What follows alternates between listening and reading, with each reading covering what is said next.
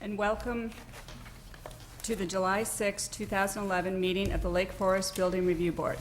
I am Peggy Vignacchi, Chairman of the Building Review Board. At this time, I ask members of the board to introduce themselves, starting from my left. Mike Black. Maddie Dugan, 3rd Ward. Stuart Trey, 2nd Ward.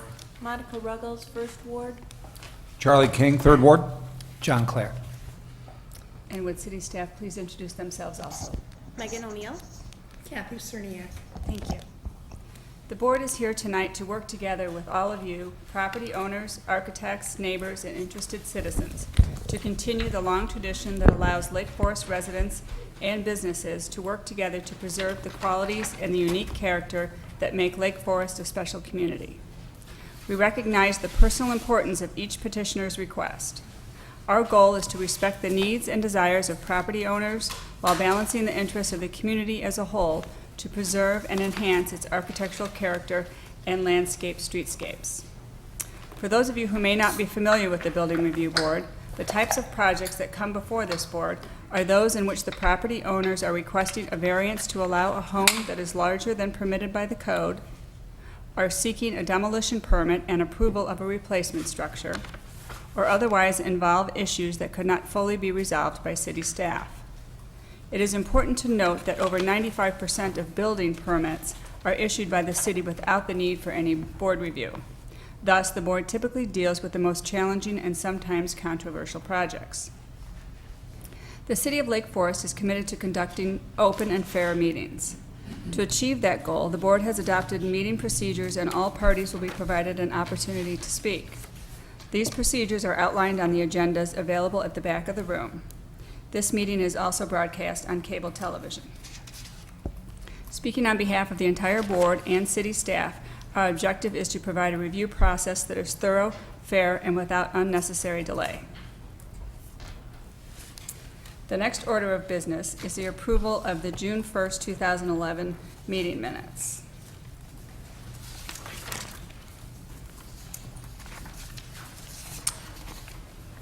Madam Chairman, I move that we approve the minutes of the June 1st meeting. I'll second that. Any comments? All in favor? Aye. Aye. Unanimous? Meeting minutes have been approved. Our next order of business is recognition of our past chairman, Lloyd Culbertson. Lloyd, would you please step forward?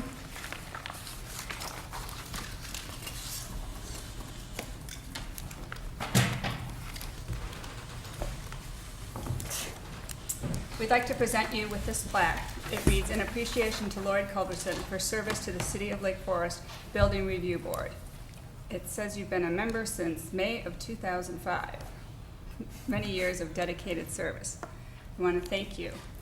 Personally, I've enjoyed your company. I truly respect your insights and your overall sense of fairness to everyone.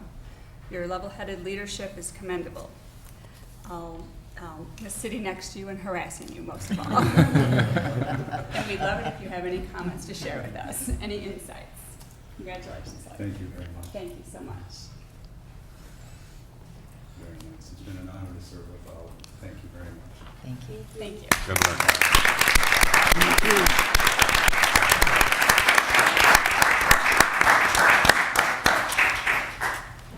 Thank you for your commitment, Lloyd. The next item on the agenda is a continued petition for a request for approval of a new single-family dwelling on a vacant lot at 27 West Onwentsia Road. Before we begin, I'd like to ask if we have any board members who have any conflicts or ex parte contacts. Madam Chairman, I have a conflict, and I'm going to recuse myself from this discussion. Thank you. Madam Chairman, I have a conflict as well, so I'm going to recuse myself. Thank you. And I understand, Maddie, that you are able to participate this evening? I am. I reviewed the tape of the May meeting, and I'm up to date. Thank you.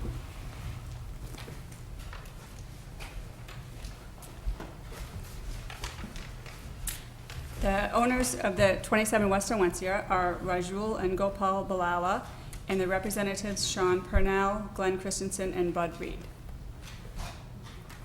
You may begin. Thank you. Thank you, Madam Chairman and members of the board. My name is Robert Churchill. I'm an attorney with Churchill, Quinn, Rickman, and Hamilton, and Grays Lake. My clients are Dr. and Mrs. Balala, who have been residents of Lake Forest for 21 years. The property, which is the subject of this application, was originally owned by them for 20 years. We may have actually gone into the 21st year by now. I'd like to briefly reintroduce the team of people who are working on the project.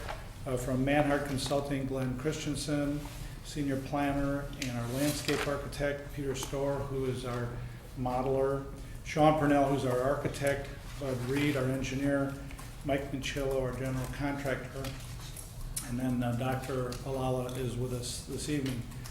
To briefly refresh your recollections, we started working on this project over 1 year ago. We worked with the city until we thought we had something that we wanted to show to this board. In November, we presented the project to you just to try and get your insight and input. You requested many changes and asked for us to continue to work with the city, which we did. At your April meeting, we brought you the project in a form we believed that was ready to proceed. You believed that there should be some fine tuning and established a subcommittee. We worked with the subcommittee and we were ready to present the final thing at the May meeting. Both in May and June we were present. Unfortunately, at that time there were insufficient votes to proceed to a vote. So we're here again tonight. We're requesting that you give us a favorable response. Let us proceed to the next phases of this project. I personally think we presented this to you enough times and you've been involved with it enough times. You don't need another presentation. So to cut things short, we're just going to be available for questions if that's okay with you. Great, thank you so much. Staff, would you please comment? Thank you. As Mr. Churchill said, this project has been before you a number of times. We have worked closely with the city engineer on this project, and really due to the uniqueness of the site, the fact that it is in the floodplain and the floodway, we have taken the engineering much further than it would normally be at this point in the process. As we've stated before, drainage is not under the purview of the Building Review Board. However, with this petition, you recognize that the restrictions as a result of the floodplain and floodway and the need for compensatory storage did drive the siting of the house and did to some extent drive the design. At the last time you saw this, you asked us to go back and confirm to the best of our ability that there's no expectation that the design aspects of this project will be forced to be modified due to any engineering issues. The city engineer did respond that he believes that based on the information available currently, that there would be no changes necessary to the siting or the design of the house. Since your last meeting, our city engineering staff did reach out to the county Stormwater Management Commission, asked them on 2 occasions to do a further review of this project. Stormwater Management responded saying that the portion of the site that is under their purview is acceptable to them, and they redirected the review back to the city engineer for the remaining portions of the project. As with any project, at the time of submittal for permit, complete working drawings will be required as well as complete engineering drawings. At that time, there will be further review by the city engineer, and no building permit will be issued until the city engineer grants his approval. You do have in front of you a letter that we received late this afternoon from Deborah Haddad, an attorney representing the neighboring property owners. This letter requests that a condition be added to the numerous conditions in the staff report. The condition would require that a copy of the final engineering plans be provided to Bleck Engineering at the time they're submitted for review for a building permit. This is something that we have done in the past, so staff has no objection to adding this condition to the conditions recommended. I can review the conditions, but I think, again, you've seen this a number of times. I guess just final comments, we do understand that there is concern about developing this site. We have worked on it, I know Mr. Churchill said for a year, but from an engineering aspect, we've actually worked on it for much longer than a year. We have consulted the city attorney on this project a number of times. We have confirmed that the lot is buildable. There is nothing the city can do to prevent development of this lot so long as all applicable city regulations and those of other agencies are met. So if the board determines that the design aspects of this project are consistent with the standards, then staff recommendation is that you move this forward and grant approval of the petition. This project is in conformance with building scale ordinance as well as with all zoning requirements. I would be happy to answer any questions. Thank you, Kathy. At this time, we will take questions and requests for clarification from the board to the petitioner or staff. I have a question for staff. Kathy, this recent letter from Black requesting his group receive the final engineering plans. What does that allow him to do? Nothing. I guess anyone would be entitled to those, would they not? Correct. When something is submitted for building permit, it does become a matter of public record, so those plans are available. What's happened in the past is that neighboring property owners have hired engineers to review plans to understand any potential impacts on neighboring properties. Sometimes comments have been forwarded to the city engineer, and those have been taken into account. At times, I don't know at all if this is the case with this project, but just speaking to other projects, at times there's been opportunities for neighboring properties to tie into some of the storm sewer systems. I see. So there is an opportunity sometimes for some joint resolution of some issues. Again, I'm not sure this is the case here, but certainly providing the opportunity for review and comment. The decision to approve the plan remains with the city engineer, and that has to be based on compliance with applicable rules and regulations. So this is no different than if I were a neighbor and those plans or that approval would be available to me, and if I had any comments on it, I could submit them, and either they would be at least listened to. Correct. I think that the difference here is that if it was a condition of your approval, we would, staff would proactively contact probably the attorney, Ms. Haddad, at the time those are submitted to let them know they're available, rather than putting the burden on them to follow the process. Keep an eye, yeah. Thank you very much. I have a question for staff. Is the Lake County Stormwater Management and the city engineer comfortable with the potential impact to the neighbors water-wise? I mean, I know they're comfortable with this site, but how do they feel about the impact to the neighbors? All of the data submitted up to this point has met all the standards that are detailed in various ordinances and regulations. I don't think anyone's excited about this property being developed. I think the city engineer has been upfront about that, but again, it is a legal lot, and the requirement for compensatory storage, that is areas for the water that would be displaced by development of this property to be retained, all of those calculations have been determined to in fact exceed the amount of water that would be required to be retained on this site. So yes, based on the information submitted to date, both SMC and the city engineer have repeatedly confirmed that the applicable regulations and requirements are satisfied. Okay, thank you. That's To further that, Kathy, your staff recommendations in our report today, do they fully incorporate all of the comments from the engineering memo? I know the specifically like the stamped by a PE, for example, and things like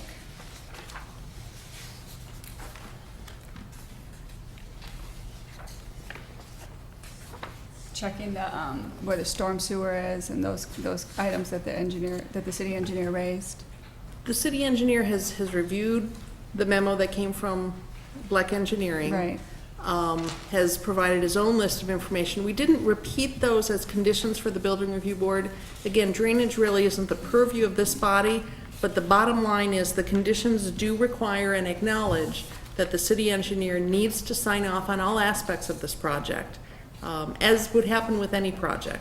Before any building permits are issued, before any earthwork permits are issued, the city engineer must sign off, and the engineering section will look at all applicable rules and regulations. So those weren't reiterated here, it just didn't seem appropriate. And I think more importantly, if we tried to list everything here, we probably wouldn't pick up everything that engineering is looking at. So we may, by trying to list everything, I'm certain that we would miss something. So consistent with what this board has done in the past, the condition simply recognizes that no permits will be issued until the city engineer has determined that all applicable requirements are met. Okay, thank you. I have a question for the petitioner or his architect. The retaining walls, I believe it states that these are poured concrete. They'll have a brick veneer on them. The roof of the retaining area or the floor of the of the home, this is standard wood construction, joists and subfloor, et cetera, et cetera.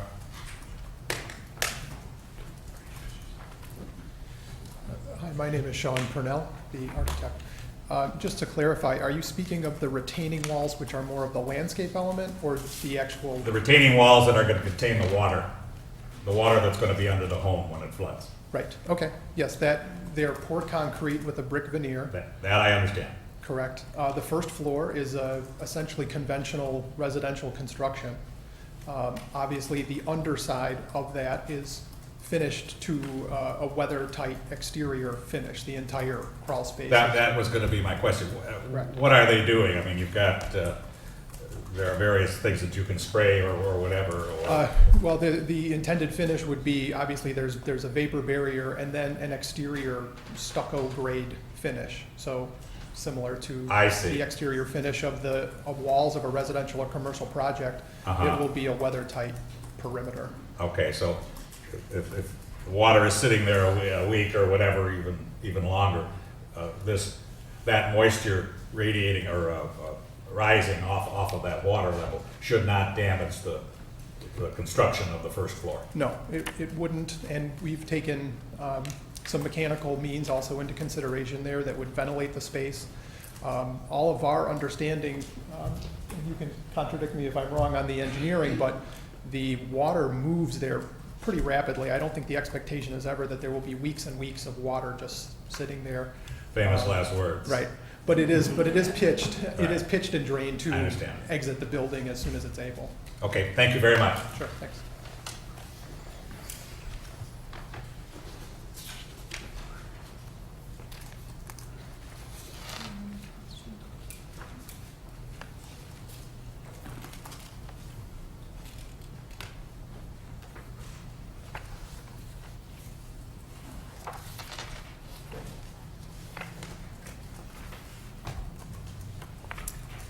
I'm sorry, could you clarify that again, what you said regarding where the brick veneer is and isn't? It's on the basement walls, exterior basement walls? The exterior of the basement, exterior walls? Correct. Correct. So the interior will be a poured concrete with a brick ledge, Okay. as opposed to a more typical construction where the foundation would stop several inches above grade, and then there would be wood framing in the interior. So that won't be the case. It'll be a consistent concrete finish.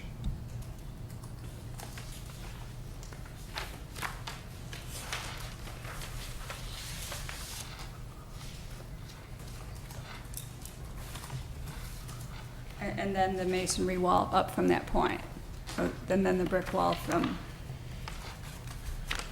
I don't know if they've included a section here, no. So if the diagram of the foundation wall would be stepped as an L, so that the brick veneer is only to the exterior. Okay. Any water that would be inside the building would be against a poured concrete finish, and then the ceiling of that would be a stucco finish, so it wouldn't be in contact with the masonry on the inside of the building. Okay, so are those on the same base? Or is there a step, is there a ledge from that? No, there's no ledge Okay. on the inside. So the thickness of the concrete wall, is that just 4 inches going up No, I to the believe- first floor? Or? No, the overall concrete wall, I believe, is a 12-inch wall, and so there will be a brick ledge and then typical concrete bearing width in addition to that brick ledge. So like on your section, it just looks like you have typical depth of a framed veneer wall. So Right. is that not? It just might be a scale issue on the section, but no, it'll be a overly wide concrete wall. Obviously, the bearing has to, again, part of the building plan review and engineering review, that has to be significantly, the weight of the building has to be taken into So consideration. that will be documented in the construction drawings, so that you'll show the full concrete wall and for the foundation Of course. wall is really a Yeah. concrete wall with a brick veneer. And then does the concrete wall stop at the first floor line, and then does it become your traditional framed brick veneer? That's correct. That was my question, which is, but it's all on the same face.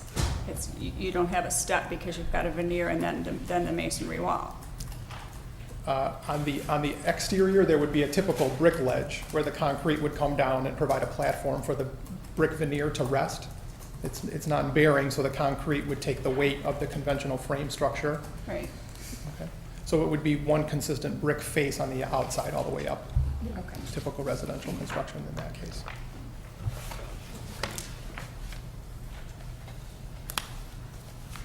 Thank you.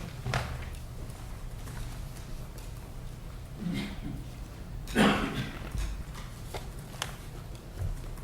other questions?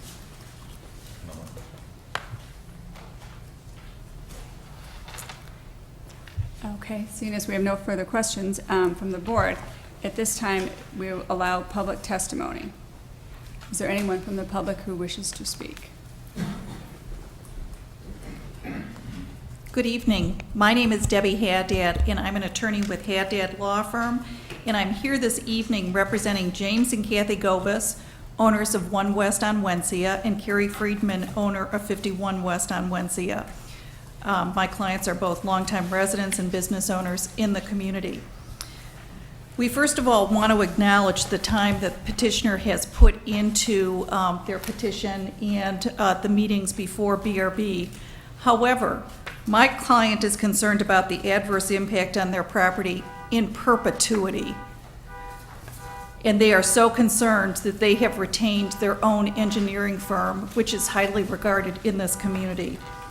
We respectfully request and submit that final action on this petition by BRB is premature this evening. SMC has not officially concurred with the substantive aspects of this development. The city engineer has not encouraged development of this site. Legal documents are to be completed by the city attorney. Although the city attorney will require a statement from the petitioner asserting that measures taken in developing the property are appropriate to address stormwater issues, what kind of teeth do we have behind that? There is no assurance that a mere statement by the petitioner will protect the neighbors when stormwater issues have not been adequately addressed and adversely impact the neighbors. What protections do the neighbors have now or in the future? Is this a decision that BRB can stand behind 20 years from now when the current owners no longer reside there? This proposed construction appears to be an experiment in stormwater management that my clients have no assurance will work. Notwithstanding this, in the event BRB does approve the petition this evening, we would request that one of the conditions of the issuance of a building permit is the submission of requested documentation, engineering documentation to Bleck Engineering, so that my clients will have at least some minimal protection. We appreciate the time that BRB has put into this petition this evening, as well as the months preceding this. Thank you. Thank you, Ms. Haddad. Is there anyone else from the public who wishes to comment on this petition?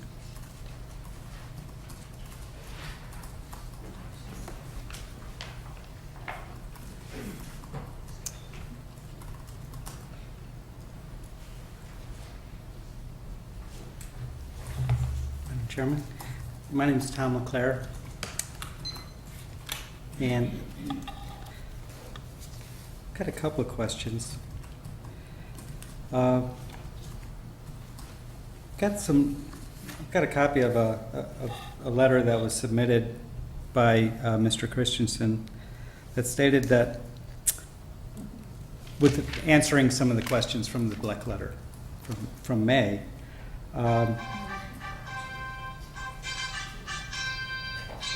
it's important, but I didn't know I had fanfare.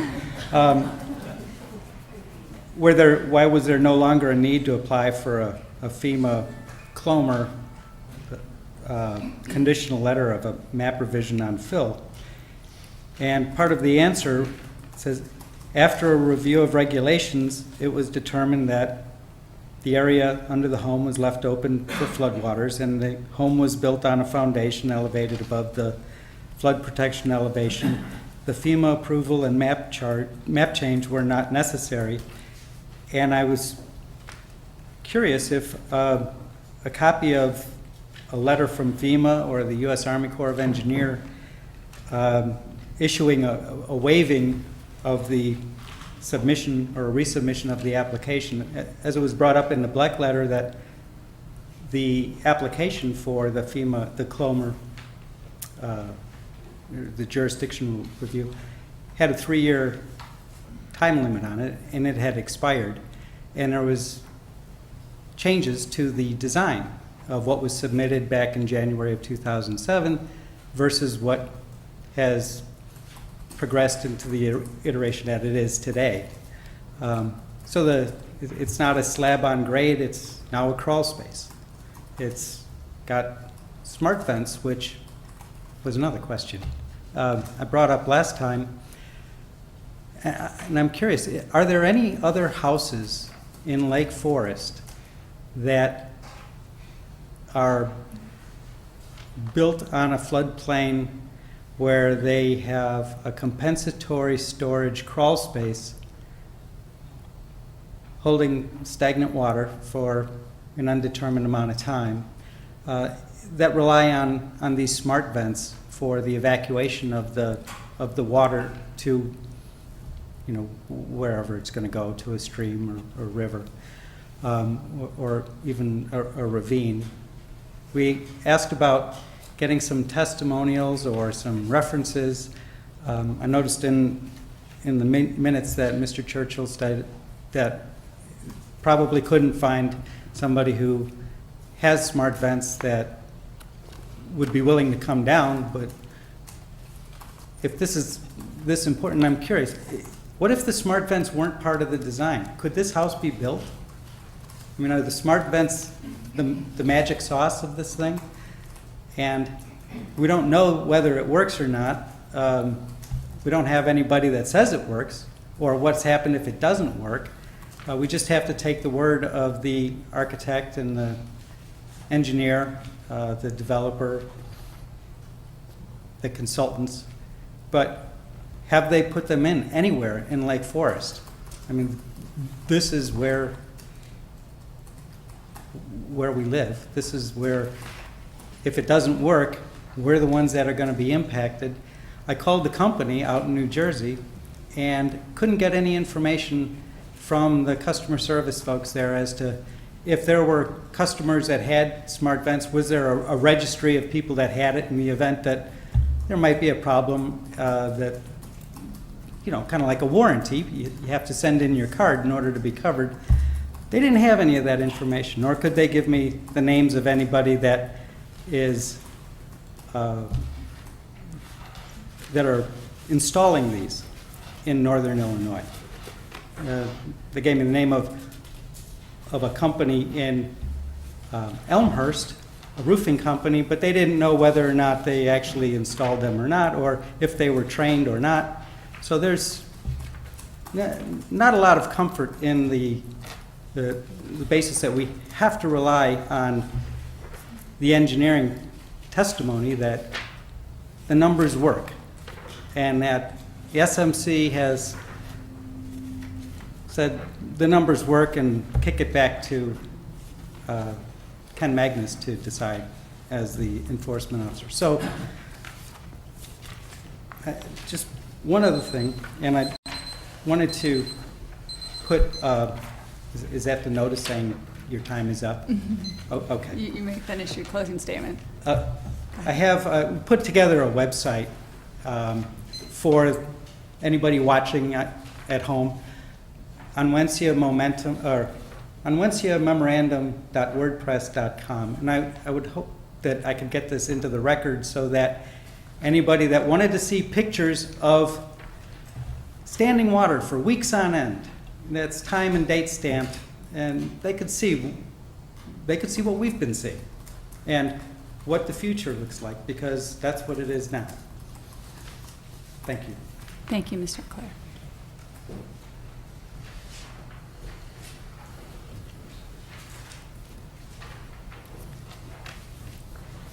Do we have any other comments from the public? Please step forward and state your name. Thank you. And use the microphone, yes. My name's Catherine Saville, and I live with my mother behind this area. It's at 30 West Honeysuckle.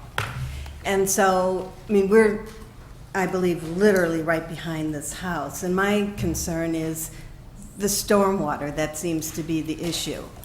And, you know, when I think somebody had mentioned about where this water will exit, and there is a creek between our properties, but it's not very deep. And I'm not at all knowledgeable about, you know, where things flow and the architectural part and the engineering.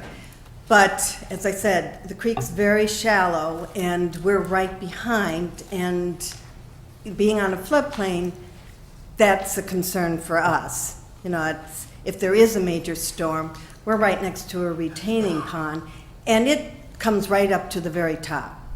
So there is enough rain to get it so it hasn't encroached on our property, but very close to it. And so I just wanted to know, now if you okay this and let it go through, does the city then back them up? And if there is water, you know, if it floods onto our property and into our house, are you all, does the city then back, you know, guarantee and if there's any damage?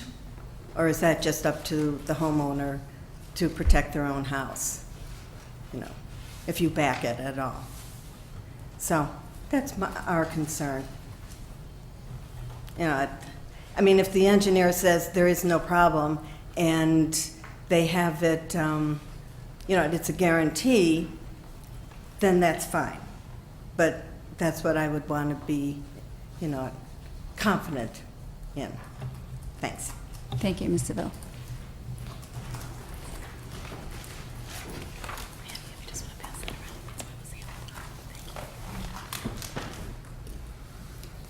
Do we have any other comments from the public regarding this property? Seeing none. Would city staff care to make comments regarding any of those comments? I would suggest that the petitioner might want to respond to some of those first, and then. Okay, thank you. Because I think some of them are more technical in nature. Thank you, okay. Would the petitioner care to respond?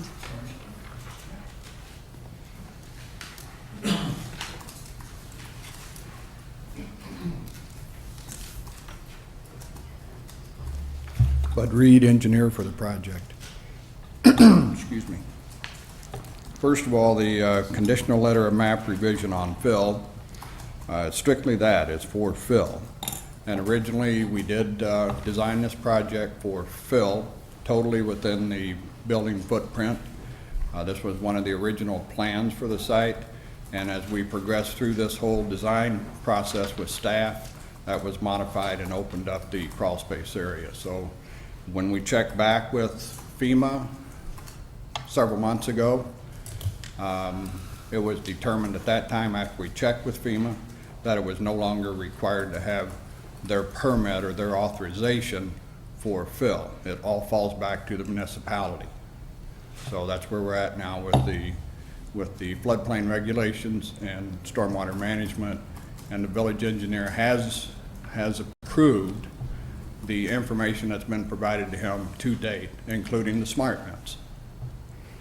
And I would like to point out that we did provide some cut sheets to the board that does indicate some of the information relating to the smart vent.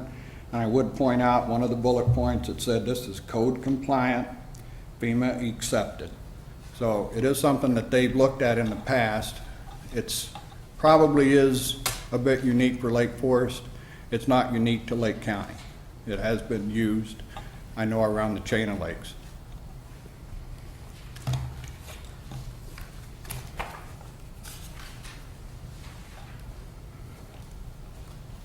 I believe there was also a question relating to the stormwater management on the site, and I believe it was reiterated by staff just a few minutes ago that we have provided in excess of the requirements of your stormwater ordinance what's necessary for the development of the site. I don't know if there's any other questions that I need to answer at this particular time.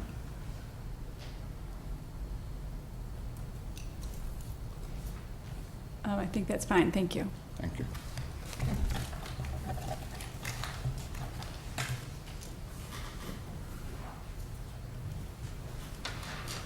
Kathy, would you care to further comment regarding those items? Sure, Thank thank you.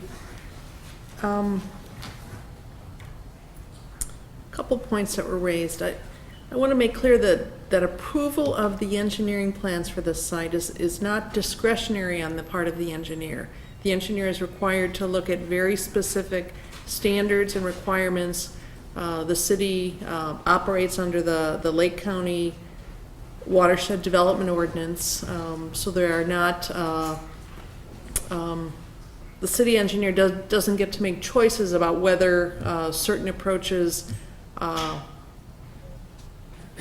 okay. If the standards are met, the city engineer is required to carefully evaluate those standards, but if the standards are met, we are then required to approve the engineering plans. So I just wanted to be clear on that. City engineering staff, and I wanted to reiterate this, on 2 occasions since your last meeting, has recontacted Lake County Stormwater Management Commission and expressed an interest in having them relook at our numbers, review it on their own. And in both cases, they responded and said the items that are under their purview, they have reviewed and they're acceptable, and that the city should simply go through our standard process. So we have made every effort to reach out and have been open to any criticism or questioning of the determinations by our city engineering staff at this point. I did say, and I just wanted to reiterate, city staff has raised concerns about development of this site. I want to be upfront about that. If we had a choice, if this subdivision came forward today, based on today's subdivision regulations, we're not certain that this lot would be approved. We do have concerns. It's not something that we have encouraged, but this is a legal building lot based on all the research and all the questions that we have asked. It was mentioned that we do intend, based on our conversations with the city attorney, to require the petitioner, the property owner, to file with the deed some specific legal documents. I don't know what those legal documents will say exactly right now. We will certainly work directly with the city attorney. But because of the concern about drainage, the city attorney has directed that we need to have this additional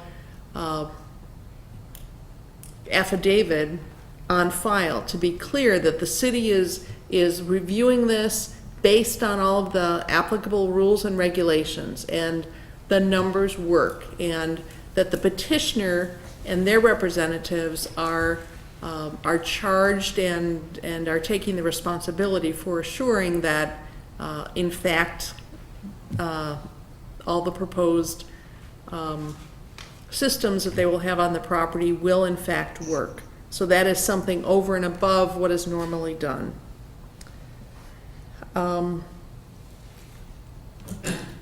It was questioned whether there is any other house in Lake Forest that has these smart vents. None that I'm aware of. We do know that they are an acceptable way to address construction in the floodplain. We do know that they are used in other locations in northern Lake County. At the local level, we do not have the ability to prohibit them from being used. It is an acceptable way to deal with construction in the floodplain.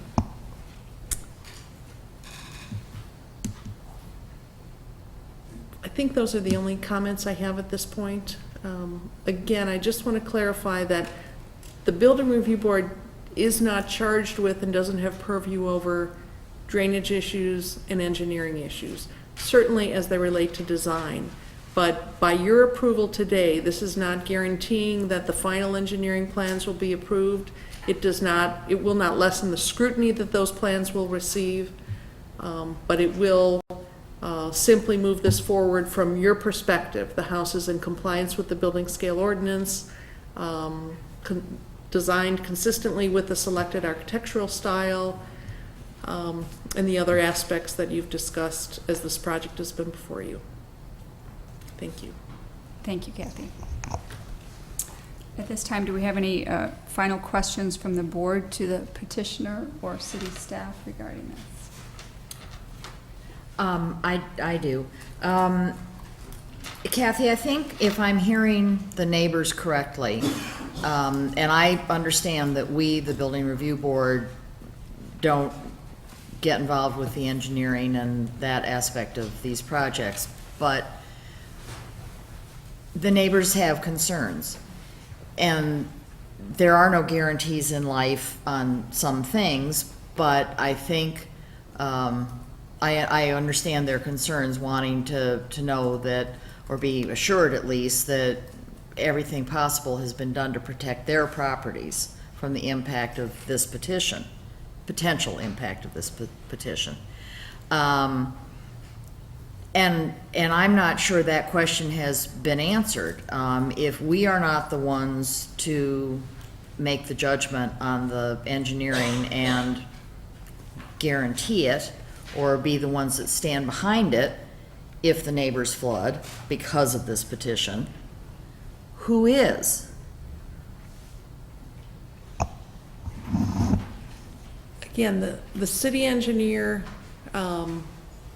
is charged with scrutinizing any plans that come forward. And I will say that these plans, this project has received an incredible amount of scrutiny. Right. At the staff level, we do very much, we have heard the neighbors' concerns, we very much understand those concerns, we share many of those concerns.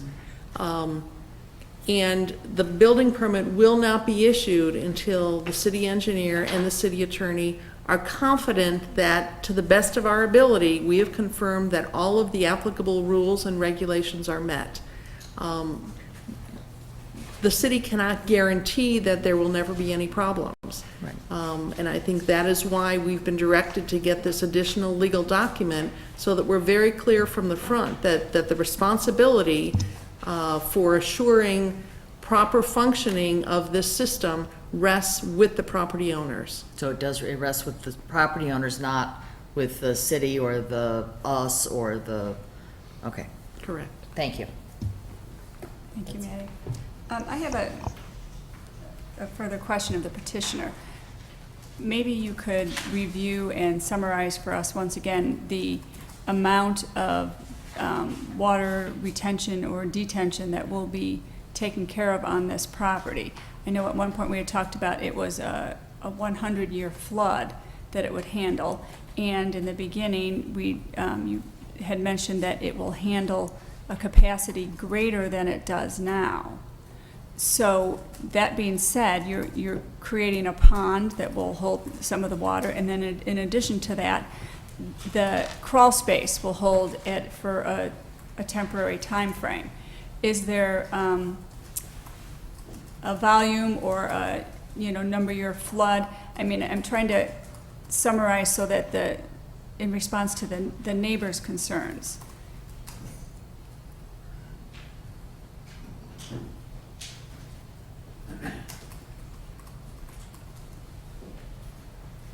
Because I know we're talking about a large amount of volume of water, and people are talking about, what the crawl space is going to hold or not hold, or for how long. And then people are talking about it flooding the neighborhood. But if indeed you're holding more water than it holds now, it might allay some of the concerns. Actually, yes, on all those points. I don't have the exact numbers with me, so I'm just going to kind of paraphrase what I recall. Okay. I believe the overall volume of water is somewhere around 3,400 cubic feet of water that's being held on the property, which is about 40% in excess of what's required on the developed property. So it's even a little bit more than what's actually being stored on the property now, plus some 40%. So it's in terms of quantity, it sounds large, but 3,400 square feet or cubic feet is not a large volume of water. So it's, the displacement there's a non-existent displacement of water on the site, I guess is what I'd say. There's excess storage on the site to the point of some 40% of excess storage. There should not be any impact to downstream properties as a result of this particular development, because it is storing excess water on site, so it should improve. But it's a negligible amount of water that flows into the site compared to what goes by in the stream. What volume of water will the crawl space hold? I Okay, don't have that number. I don't want to quote the wrong number. that's fair. And so the crawl space is in addition to obviously the site holding water. Is that at a certain flood time period, like The two typical floods that engineers look at is a 10-year and the 100-year. Okay, In the 10-year storm, there's approximately 2 foot of water that's at the house. In the 100-year storm, there's approximately 3.5 foot of water.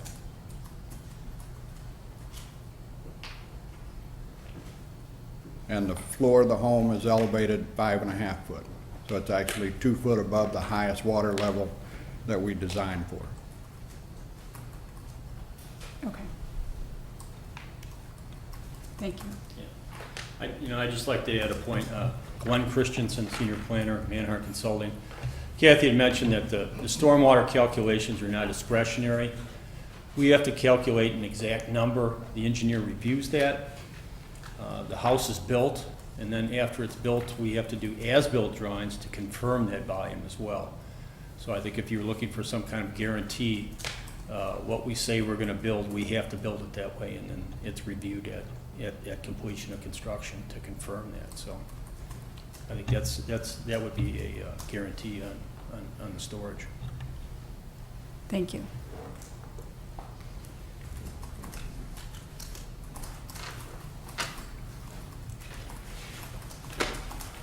Are there any further questions from the board to staff or the petitioner? Okay. At this time, we can take it to a board discussion and comment.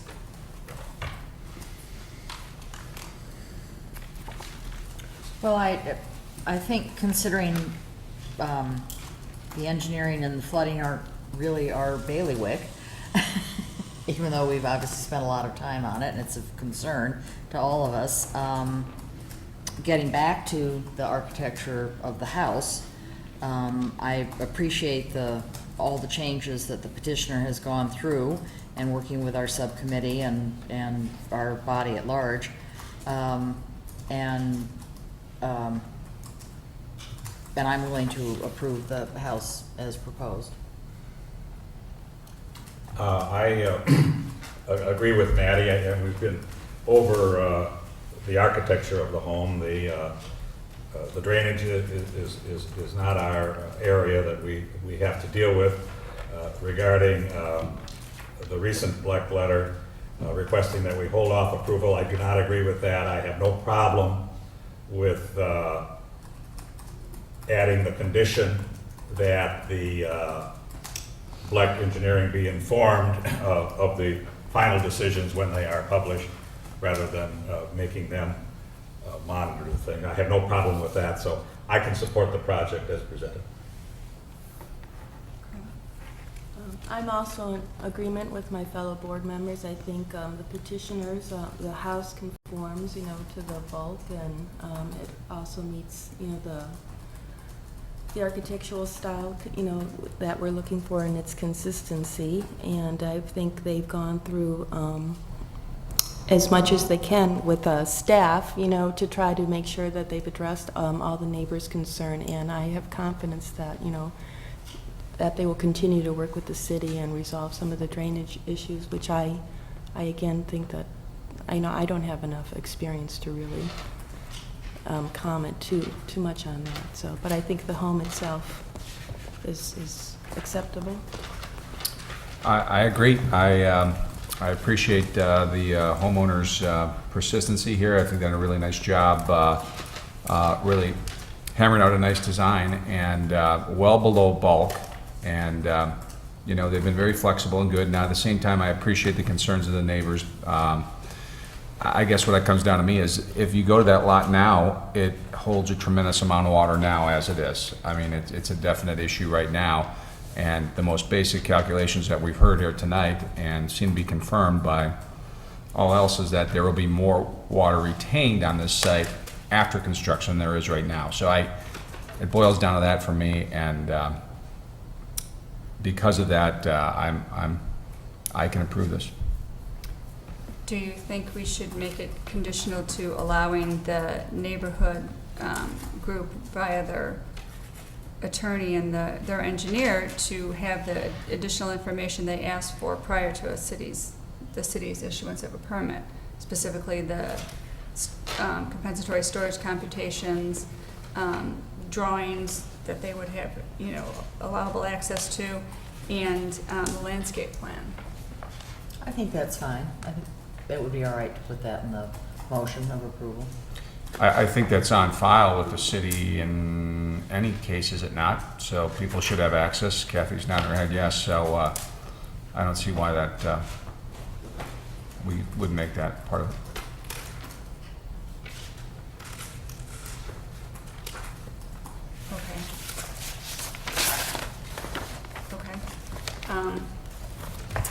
I think the only other item I think we had addressed was regarding, we had specifically talked about the foundation wall details being submitted as part of the drawings. I think that would be something that we'd like to be sure is included. But I think it said it somewhere in the letter that, anything about 4 feet or so had to be of certain water flood-proof construction, so that detail would have to go through the permit process that the city would have to approve.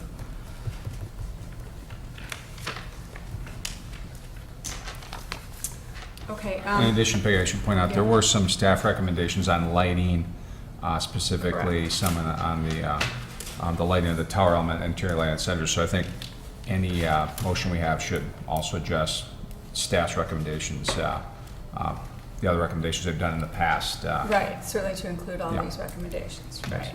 Because we have taken care of it from the architectural standpoint, I think, in the past, and the last month when we sent it back was because we wanted city engineer to confirm that there wouldn't be any impact on the siting of the building for our aspect based on the engineering, so that's why it has come back to us. Okay, any other comments? No. That being said, do I hear a motion regarding this? I'll try it. I move that we approve the construction of the new home as listed in our packet at 27 West on Wensia Road.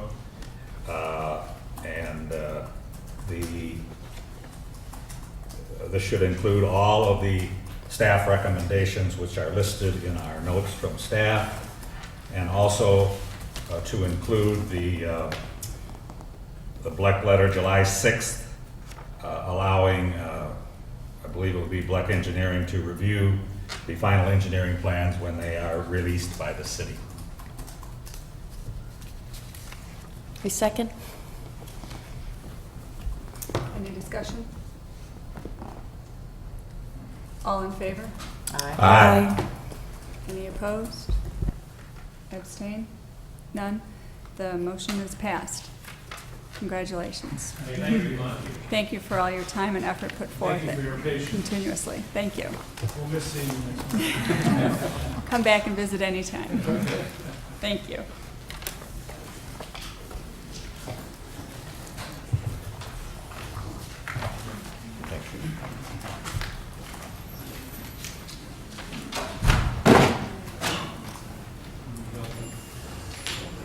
I'll wait for our fellow board members to rejoin us.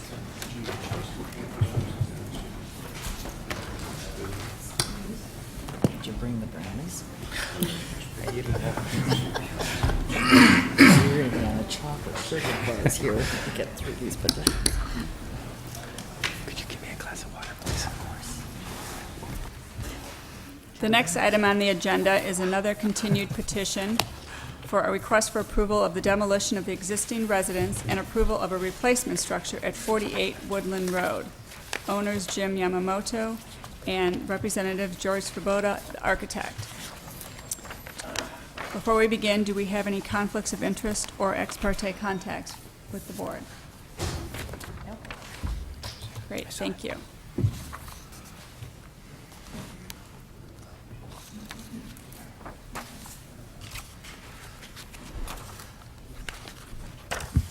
I'm George Svoboda. I'm the architect for the project at 48 Woodland. How are you people doing?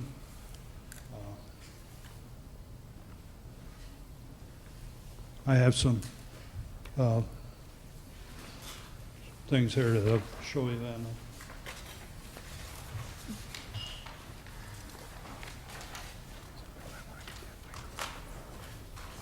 Is it off? Oh, it's just off.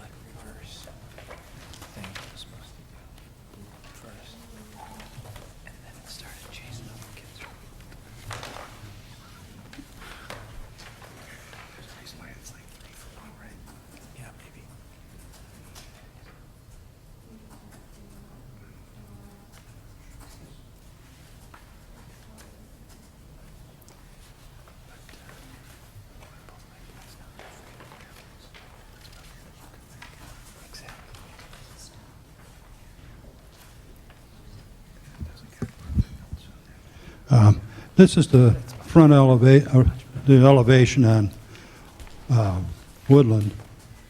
And with our Fidium windows, and they're lined up with the entranceway using double doors. This is the porch addition on the west elevation, and we used windows all the way around that are all the same size, and the pilasters getting to be that the same size as would be on the west elevation.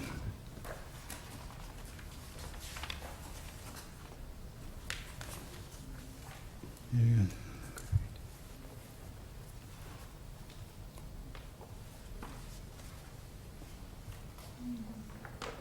This is the west elevation here. You can see the pilasters about the same size as was on that front elevation with the windows at that size. There was some comment on the louvers in there. These could probably be reduced some on all of those. And this is the garage where we're setting back the wall from that original on the front back 3 feet to reduce that side area piece.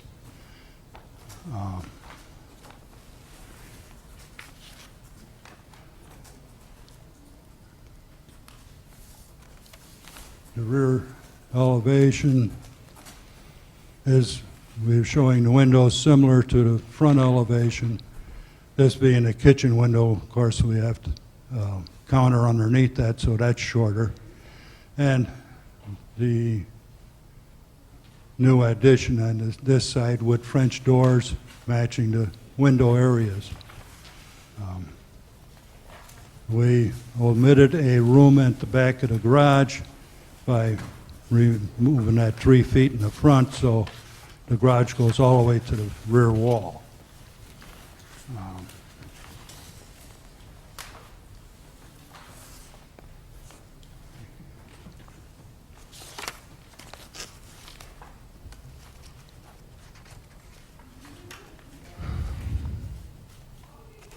Now this is a print from one of them. Let me see, I got to get my paperwork out here.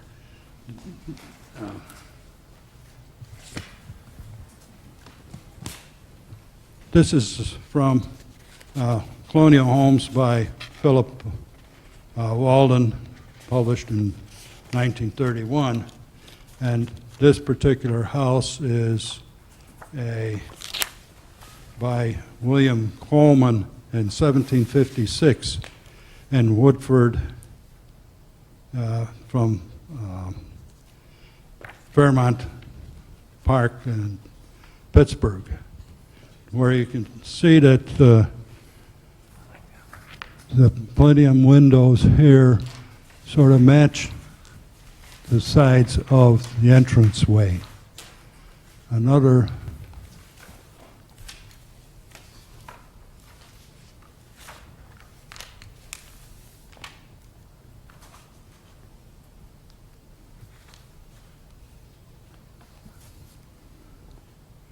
this other one here is very similar. You can see that they're matching the window area to the entranceway. And this one is for Captain MacPherson, built in 1761 in Mount Pleasant of Fairmount Park in Pittsburgh, Pennsylvania, Philadelphia, rather.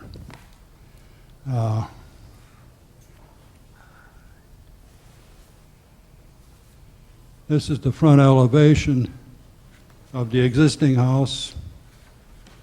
This is the east elevation at the back of the garage.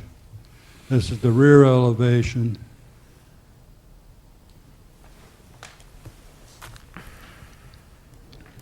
Another rear elevation at where the kitchen window is here and entrance to the basement stairs as well as the kitchen area. Another view showing where that rear room is behind the. Now this is looking down the street. This is the existing house, the existing garage, and the neighbor's house alongside. This is the house to the north, where we will be continuing this iron fence along Green Bay Road. This is the house across the street to Green Bay Road. This is the park area looking out from the front of the house. Here's a picture of a plenum window similar to what we intend to use. This is the west elevation on Green Bay Road, showing the house in here existing. And now this is another house. I don't know if we can increase this.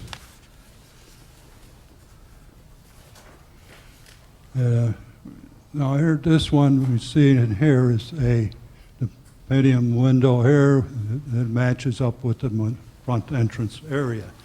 Now this one is,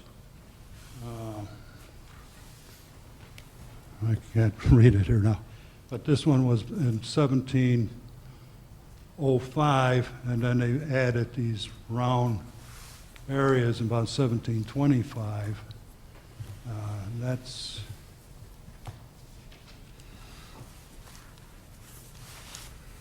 I'm not sure exactly where that was. Now this is from Field Guide to American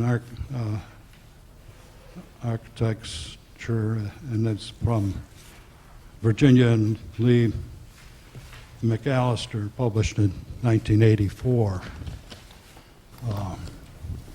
Both of these really show the podium window even with the front entrance area.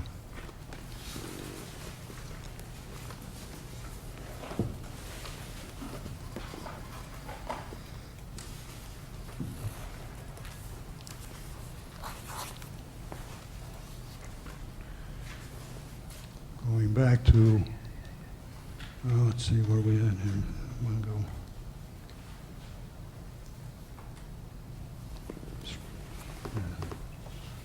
Streetscape areas. This is the Woodland Road streetscape, the existing house, or addition and all that, with the existing house to the east. This is Green Bay Road streetscape with the house to the north and the west elevation of our proposed house.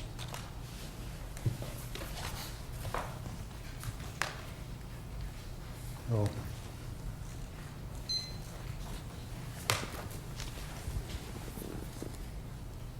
I'll leave it at that. Thank you, Mr. Swoboda.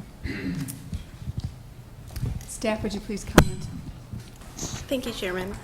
The petitioner's presentation, I think, really focused on some of the issues that were identified in the staff report, so I'm just going to take a step back for the benefit of the people in the audience and the public viewing at home.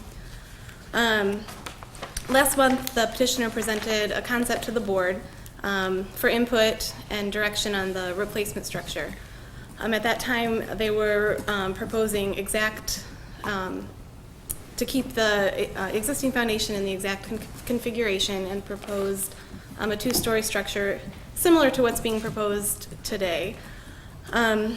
At that time, the board identified the reuse of the existing structure as a challenge, given the desired architectural style, and really requested that one architectural style be consistently applied to all elevations, and that the architectural style relate to the footprint, and explore different alternatives for this lot. The project that's presented today, as I mentioned, is similar to what was seen before. However, there are some modifications to the existing foundation to allow some articulation of the front facade. For example, the garage wall is pushed back from the face of the front elevation, and a side porch is proposed along the Green Bay facade.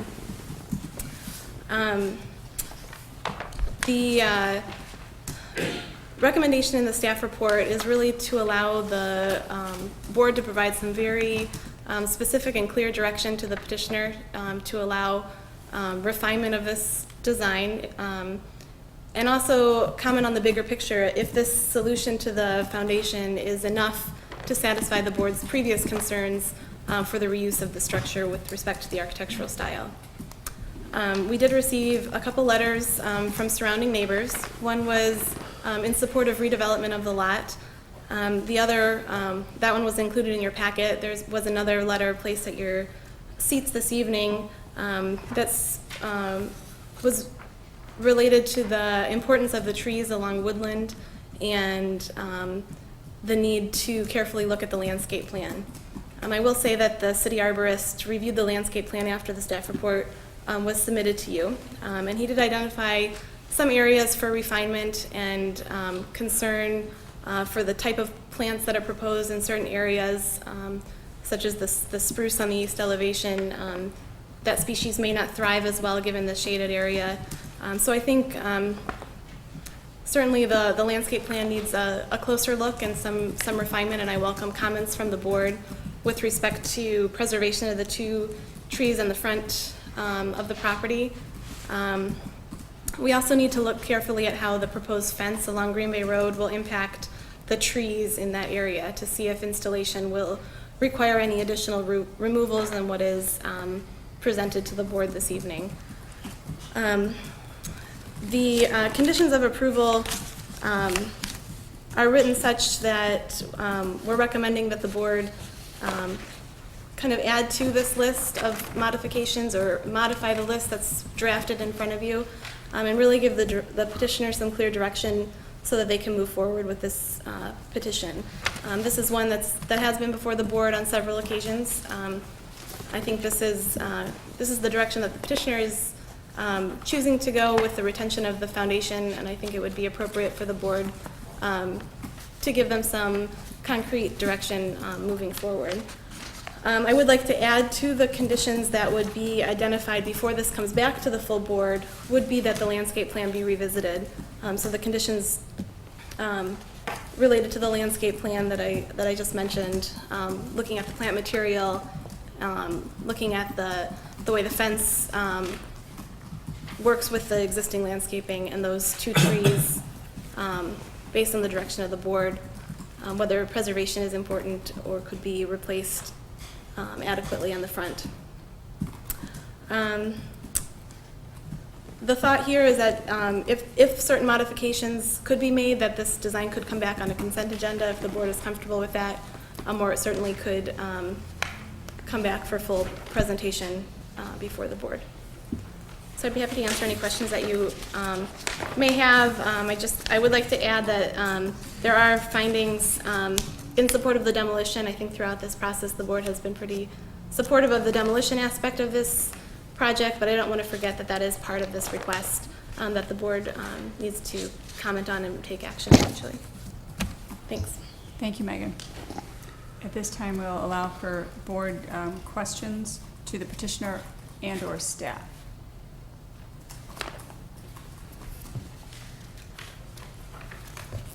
I have a question for the petitioner.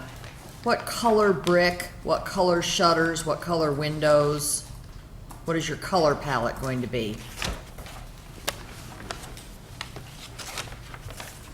The trim will be white, and the brick is a reddish Virginian flash type brick, which we had here last session. And the trim will be all white. The shutters will probably be white also.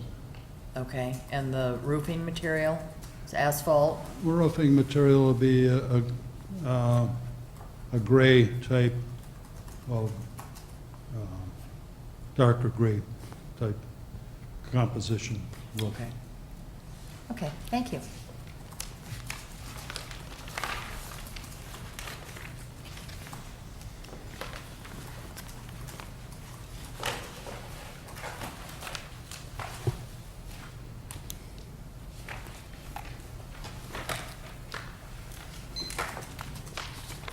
I have a question for a petitioner. In visiting this site, there seems to be quite a bit of standing water kind of all around this site to the north, on your site to the north and a little bit to the west. What steps are you taking to kind of mitigate any drainage concerns here?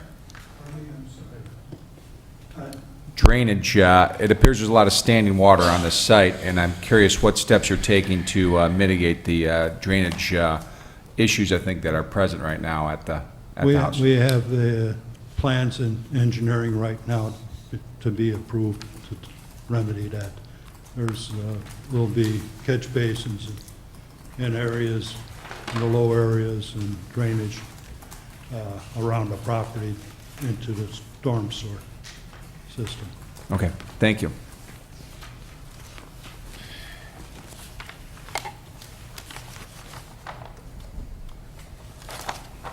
Could you please explain to us again your real need to reuse that foundation, the existing foundation? We have a letter from another engineer. The foundation is okay for the addition. So it's okay. Now, what else? What else were you looking at on that? Did you give consideration to not reusing the foundation and citing the structure differently? The foundation would hold the structure. Did you give any consideration to demoing that foundation and citing the structure differently on the lot? No. If we're doing that, we're going to have to do a whole new different kind of house. So that's why we had plans originally for a different house that was here presented to you and approved, and evidently came out to be too much money for the area and everything else. So now this is why we came back with this type of proposal to add to the second floor of the existing house and adding on, of course, putting on an addition to the side of it. Okay, thank you.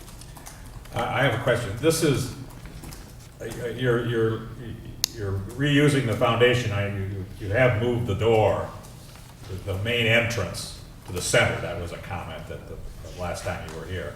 Yeah. So you are modifying the foundation somewhat to allow for that door. No, that doesn't. That's not true? It doesn't. Because your first plan, you had the door off-center. Right. Now it looks to me like the center of the house. It's the center of the house, but So it you gotta doesn't. do some modifying. You had it offset because that's where the existing door is. No, the existing door was way on the other side. I see. Okay, then I misunderstood. All right. That doesn't affect the foundation. But you're not reusing the walls of the first floor, or are you? Not on the front, because there's too much openings that we're modifying too much there, so the whole front wall will be coming down. Are you using any of the walls? The west wall and the wall between the garages will be Okay. used, and possibly the rear wall. Okay. Okay. All right. Thank you.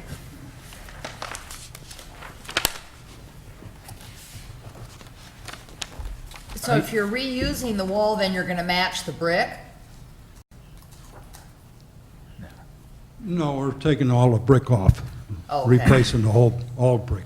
Okay, thank you. And you're replacing all the windows, Yes, and you're taking the front wall off completely to yes, studs off and everything else. right. Assuming that the roof is completely coming off, there's nothing above Right. the house to Right. keep. You're tearing the garage off and the foundation of the garage off?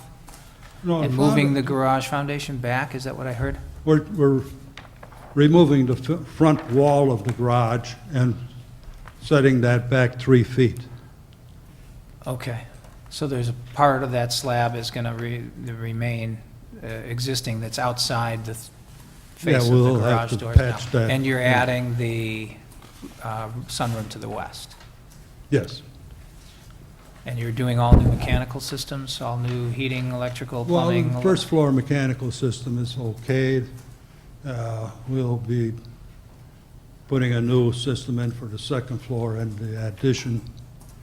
And, of course, extending the plumbing from the existing systems.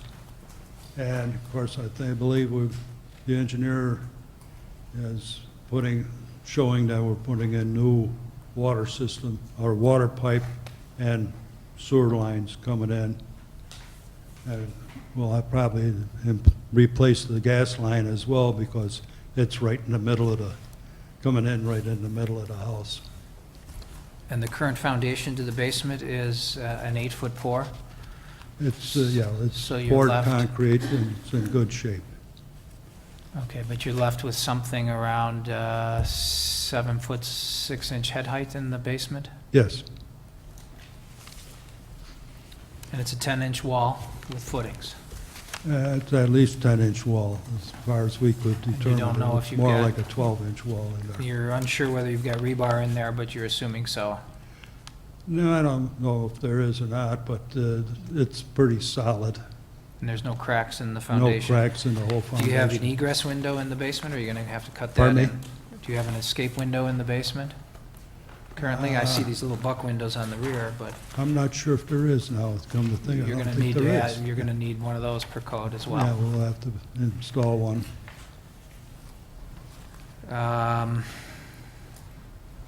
Without discussing the logic, I guess, too much of trying to keep anything on it, but the last couple questions I had were your composite shingles. Are they textured shingle? Are they a 30 or 35 year? Probably a 30-year, 35-year type. And this Heavy. fence, this iron fence that you have along the west, it looks like it's turning the corner Yes. to go down Woodland, maybe, what is that, maybe 30 feet, and then it just stops? Yes. Let's keep it in line with that 40-foot preserve area. And I guess my last question, the reason for taking the large pine out, is there, They're pretty old and pretty shabby. They don't have any appearance.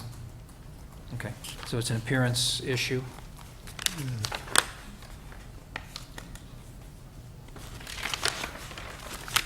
I don't have any other questions.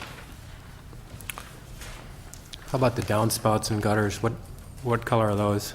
They'll be white, Oh, that's all white. all white.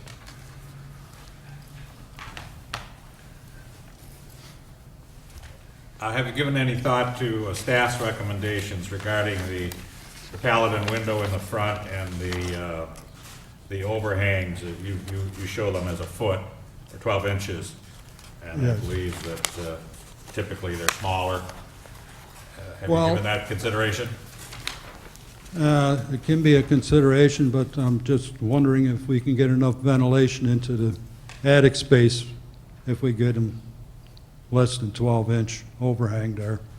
Because we've got to get in about 2.5 feet of ventilation in the eaves. You mean for soffit vents, or Soffit vents, yes. you'd think you could get them in a 6 or 8 inch or an 8 inch? With the The architects are- dentals in there and all that. it's- The architects are saying yes. Yeah, yeah.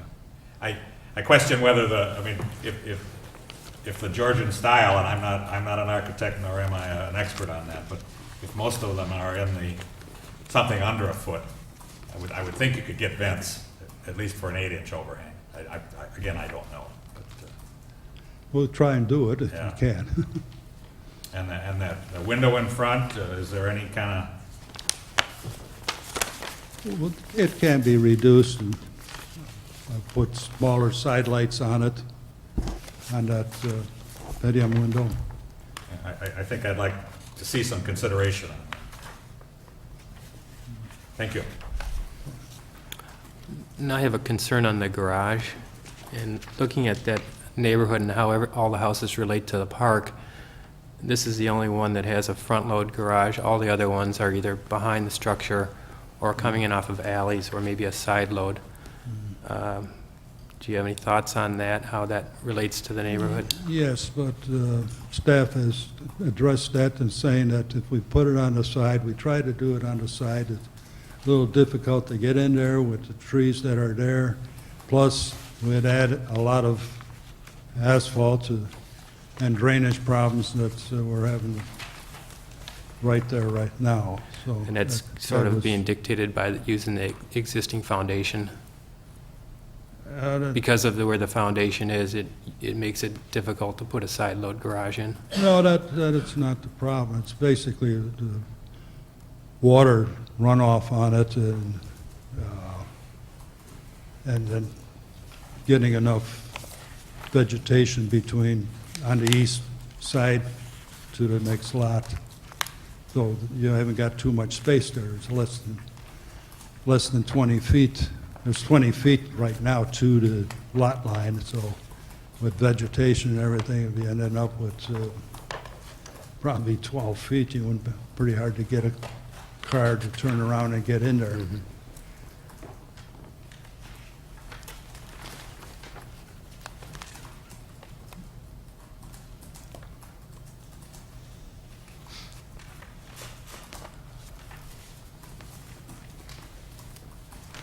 What is the shutter material, and are they working shutters?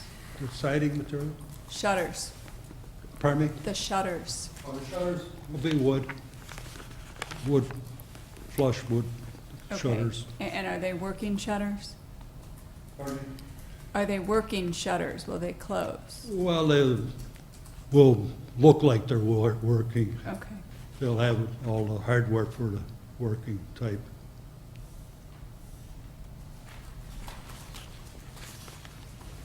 I noticed that your secondary doors on the rear of the elevations, that they mostly are French door with a collar, like a panel lower unit, although the door you have into the screen porch is a single light French door. Did you consider putting a panel on the sunroom doors to match the other rear doors in the back elevation? Well, we're using the casement windows on the porch area.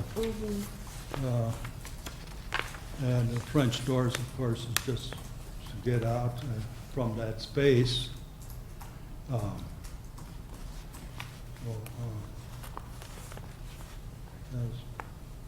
We thought that would be nicer to do it that way. That's becoming a dining room anyway, because it's moving the entrance to the center. We lost the dining room and the dining living area of the house, so we put it down into that space. Because my point is more that I think if you change or if you modify the French doors into your sunroom to match the other two doors you have at the rear of the house, you would be more consistent along that back side. So you would be aligning the panels all around the sunroom, the lower panels. So the doors would have a lower panel to match the panels, the lower window panels.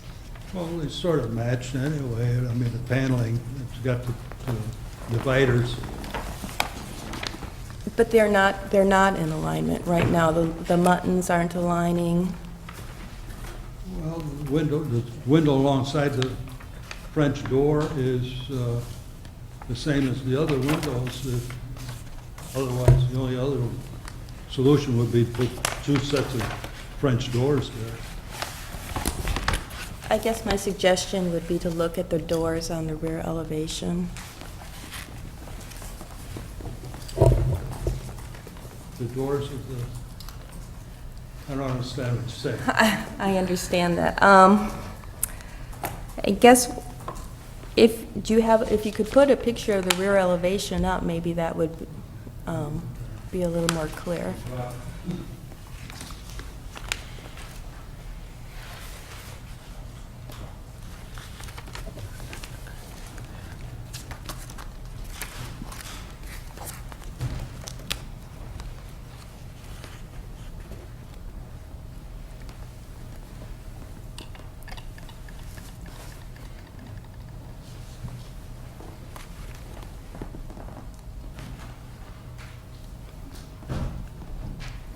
My comment was really, if you look at the two secondary doors on the rear elevation, they are, Changing this area? yeah, to match, Yes. yes, to match the other two doors that you have on that rear elevation. Still keeping them a double French door is fine, but just to have a lower door panel on that door to make that sunroom consistent throughout. Have less glass here? Yes. To match the other doors that you already have back there. Well, those are standard doors, and they match the other side.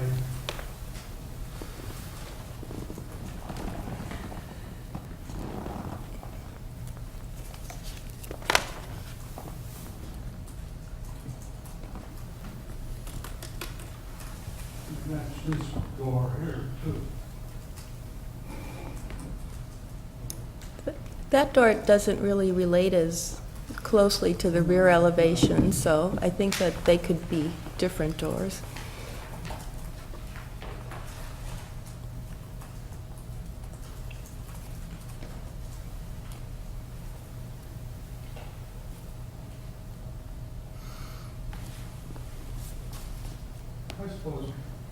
I suppose we could make those matched. Are you, reading the staff recommendations, are you willing to make most of the changes that they have listed in the report? You know, the eave overhang, the Palladian window. Well, I just read those. Right. When I look at it, the louvered side vents to me are, definitely something that I think are out of scale. And I imagine you'd be able to pull up some precedent for some other designs that would be consistent with the style. So.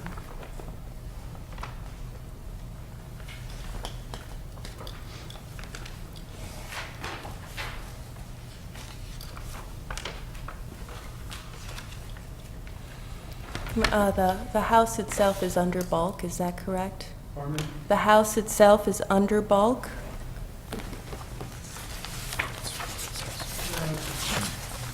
Yes. 570 square feet. Right. Board Member Ruggles, there was a building scale calculation submitted in your packet, and this project is about 500, I think, square feet under bulk.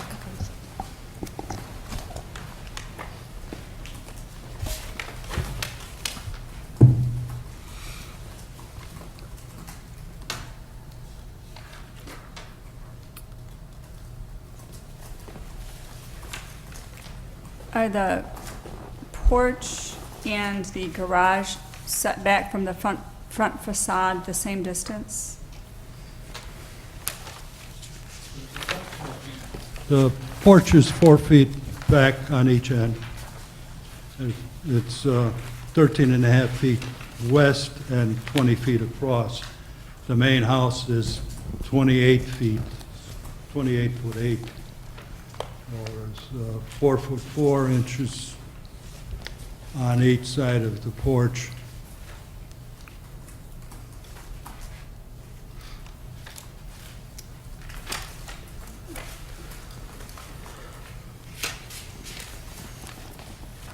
Get the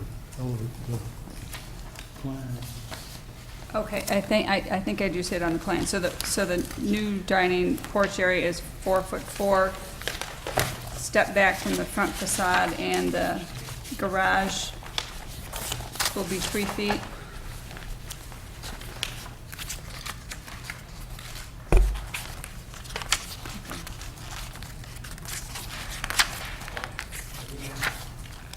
This is 4 foot 4 here, and this is 3 feet here. Okay. And that's up to 24 garage space.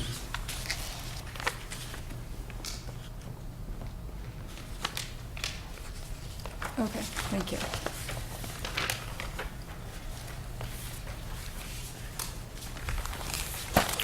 What's the reason for extending the fence down Green Bay?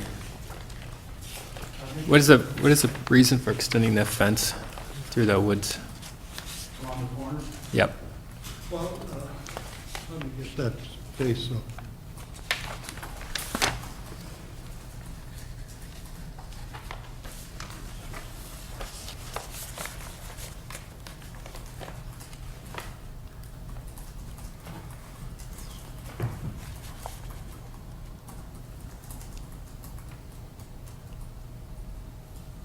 Running that fence along here matches the fence on the other side, and then bringing it across here, this being that 40-foot of nature area, so thought we'd bring it around the corner, or at least somewhere to that area.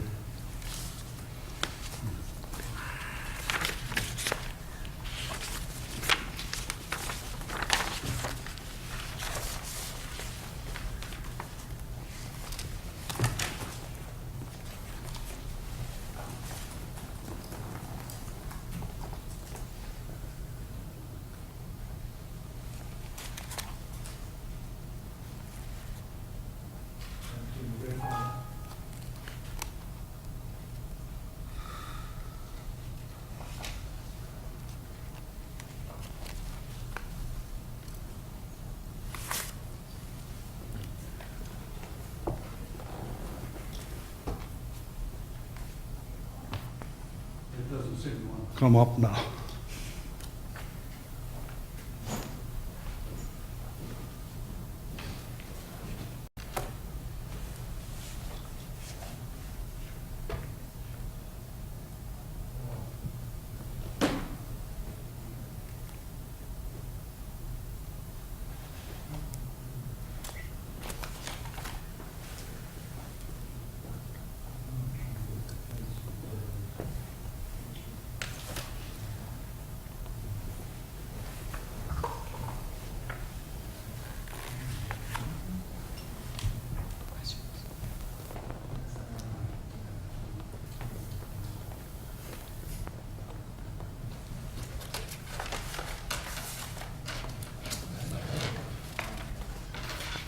I can't get that one up because I had it on my computer, but That's fine. Is that okay with you, Mike? Yeah. Okay, it's got a shortcut on it for some reason. that's fine. That's okay. That's fine. I think we're okay with that. Okay. Do we have any other questions from the board? No.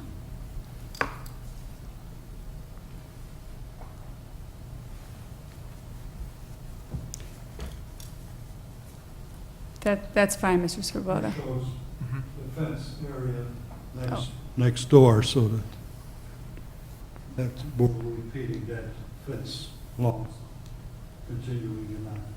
Thank you. Okay, thank you. I think we have no further questions at this moment. Thank you. At this time, are there any questions or any comments from the public regarding this petition? Please step forward, state your name and your address, please. Thank you.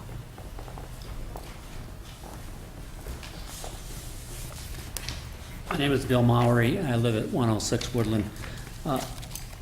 First of all, I'd like to thank the petitioner for proposing a huge improvement in the streetscape of Woodland. It's that house that is there now is really tired, really tired.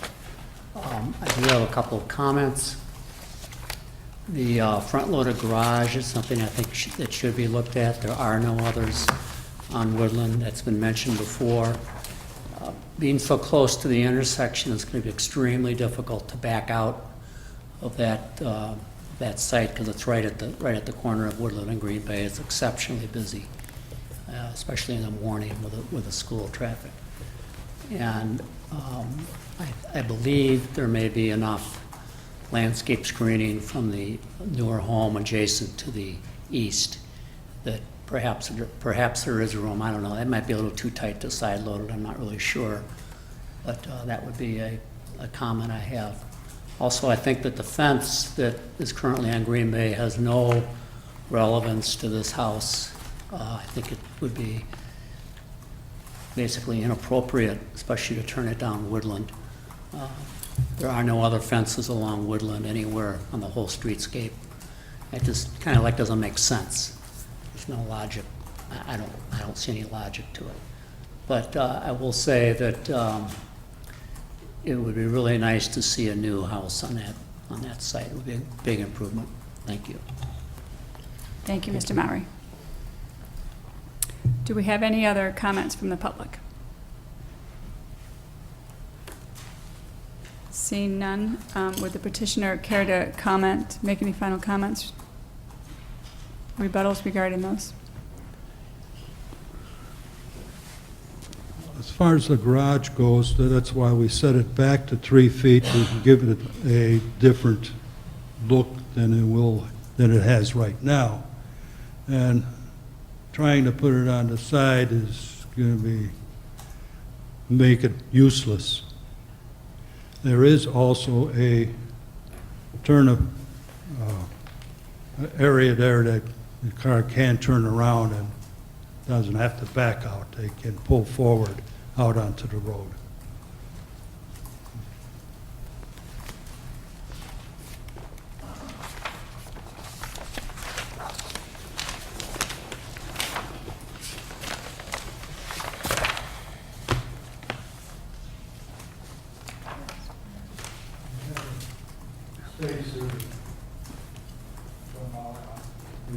The existing area right there has got a turnaround space there that when you back out of the garage, you can turn around and face forward, pulling out on the street. Okay, thank you.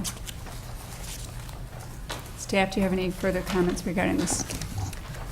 I do. I would like to just point out that when the board saw this last month, the issue of the front-loading garage and the relationship of how the existing foundation works on that lot in relationship to the other homes in the West Park neighborhood did come up. I think the petitioner has made some steps to mitigate that by pushing the garage doors back, but I think it would be valid for the board to further discuss that because reuse of that foundation for the garage does create a challenging situation to turn the garage doors, and I think it's worth further consideration.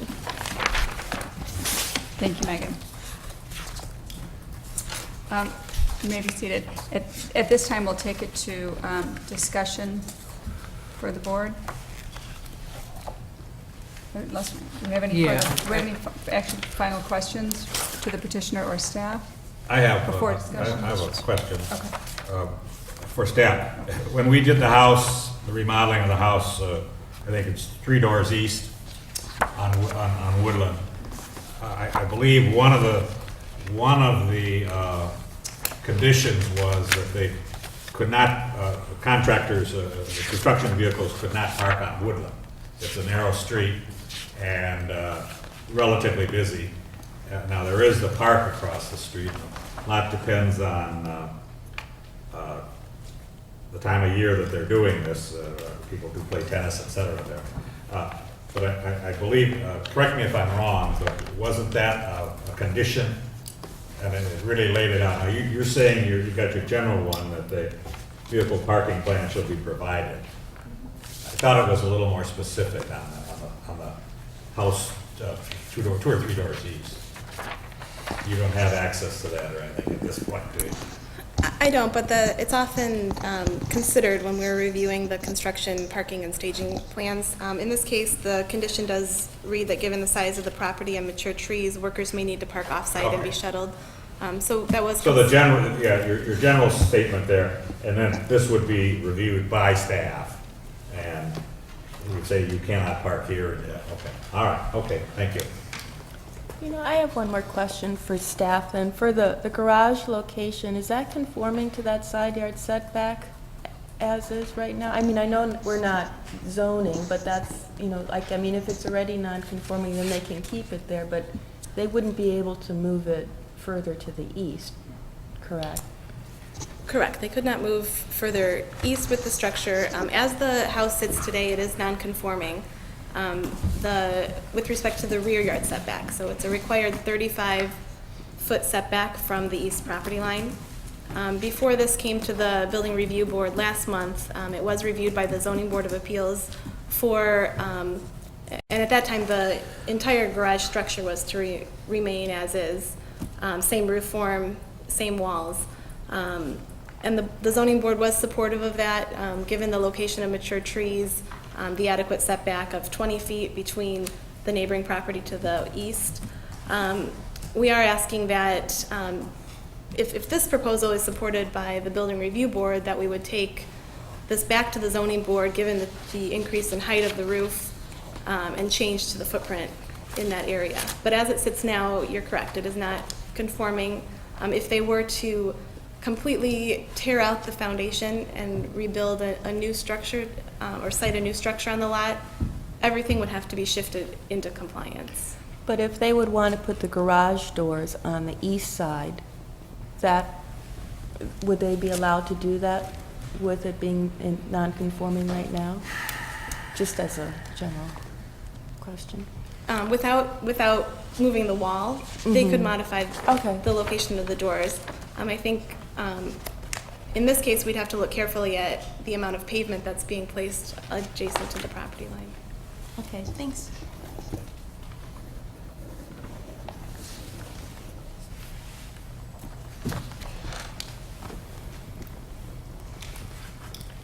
I have a further question for the petitioner.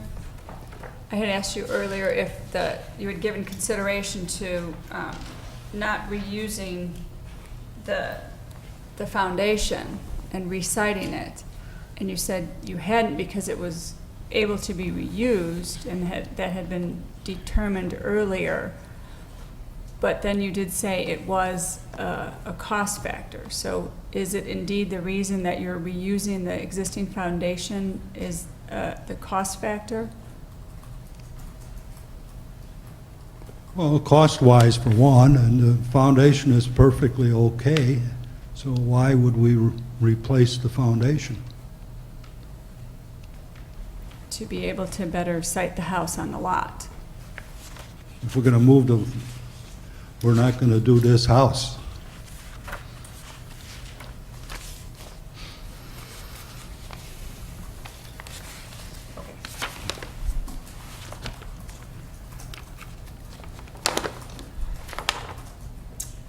Do we have any other final questions from the board? Okay, then we will take it to discussion at the board.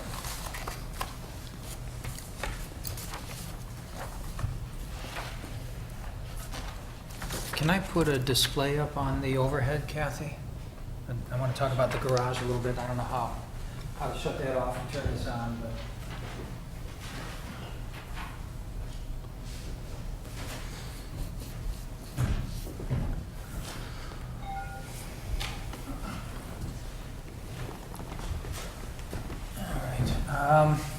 This is the general neighborhood, the house you can see on there. I drew an arrow on there suggesting that if we were to sideload the garage, I think we're going to have a greater visual impact to the people traveling westbound on either Summit or Woodland in the way that this house sticks out beyond the next two neighbors to the east. So I think by having the front load, if we can just maybe lay that conversation to rest, you know, granted you're going to see it more from the park and heading northbound on Green Bay, but I think the impact is 6 of one, half dozen of another, depending on, you know, what your view happens to be in your direction of travel. I do think, too, that the neighbor to the east is going to be greatly impacted by the asphalt, and if, for whatever reason, they're saving this foundation, there's not enough space there to side load the garage. So. Yeah, you can't make the radius. Just having laid that to rest, I'd like to concentrate on some of my other comments and open them up for some discussion. I agree with the neighbor. I think the fence on the west side, I don't understand if we're trying to save money, why we'd be spending money on something that it doesn't seem to have a purpose, and the relationship of what's happening to the house on Green Bay and how this turns the corner. I don't see it. So, if what we're trying to do is look for where we're spending our money, I'd rather see you spend it in the foundation, quite frankly. It's not a problem with the foundation. If you look where you got that arrow right now, if you're coming down that street, you see that east side of the garage, or the east side of the building. So if you put a door on that east side, you're still going to see it. No, I know, I'm talking about the fence at this point now. Yeah, we're talking. The fence on the fence west side. itself, Yeah, I just Mr. don't understand Swoboda. the logic in that. Yeah, please be seated, and we're at the point The of idea our... of the fence was to match the fence. I understand that, next door. Thank you. I'm not in favor of We're at the point idea. of discussion amongst the board. I think if we have any additional questions, we will call you to the microphone. Thank you so much, I appreciate it. I agree with staff on their landscape concept of the spruce on the east side, or a hemlock or something in the shade would be better there. And the large trees that are in front, the large pine, I'm not a big fan either. I think they're just about at the end of their life, and they're not not a nice visual as they could be to this house.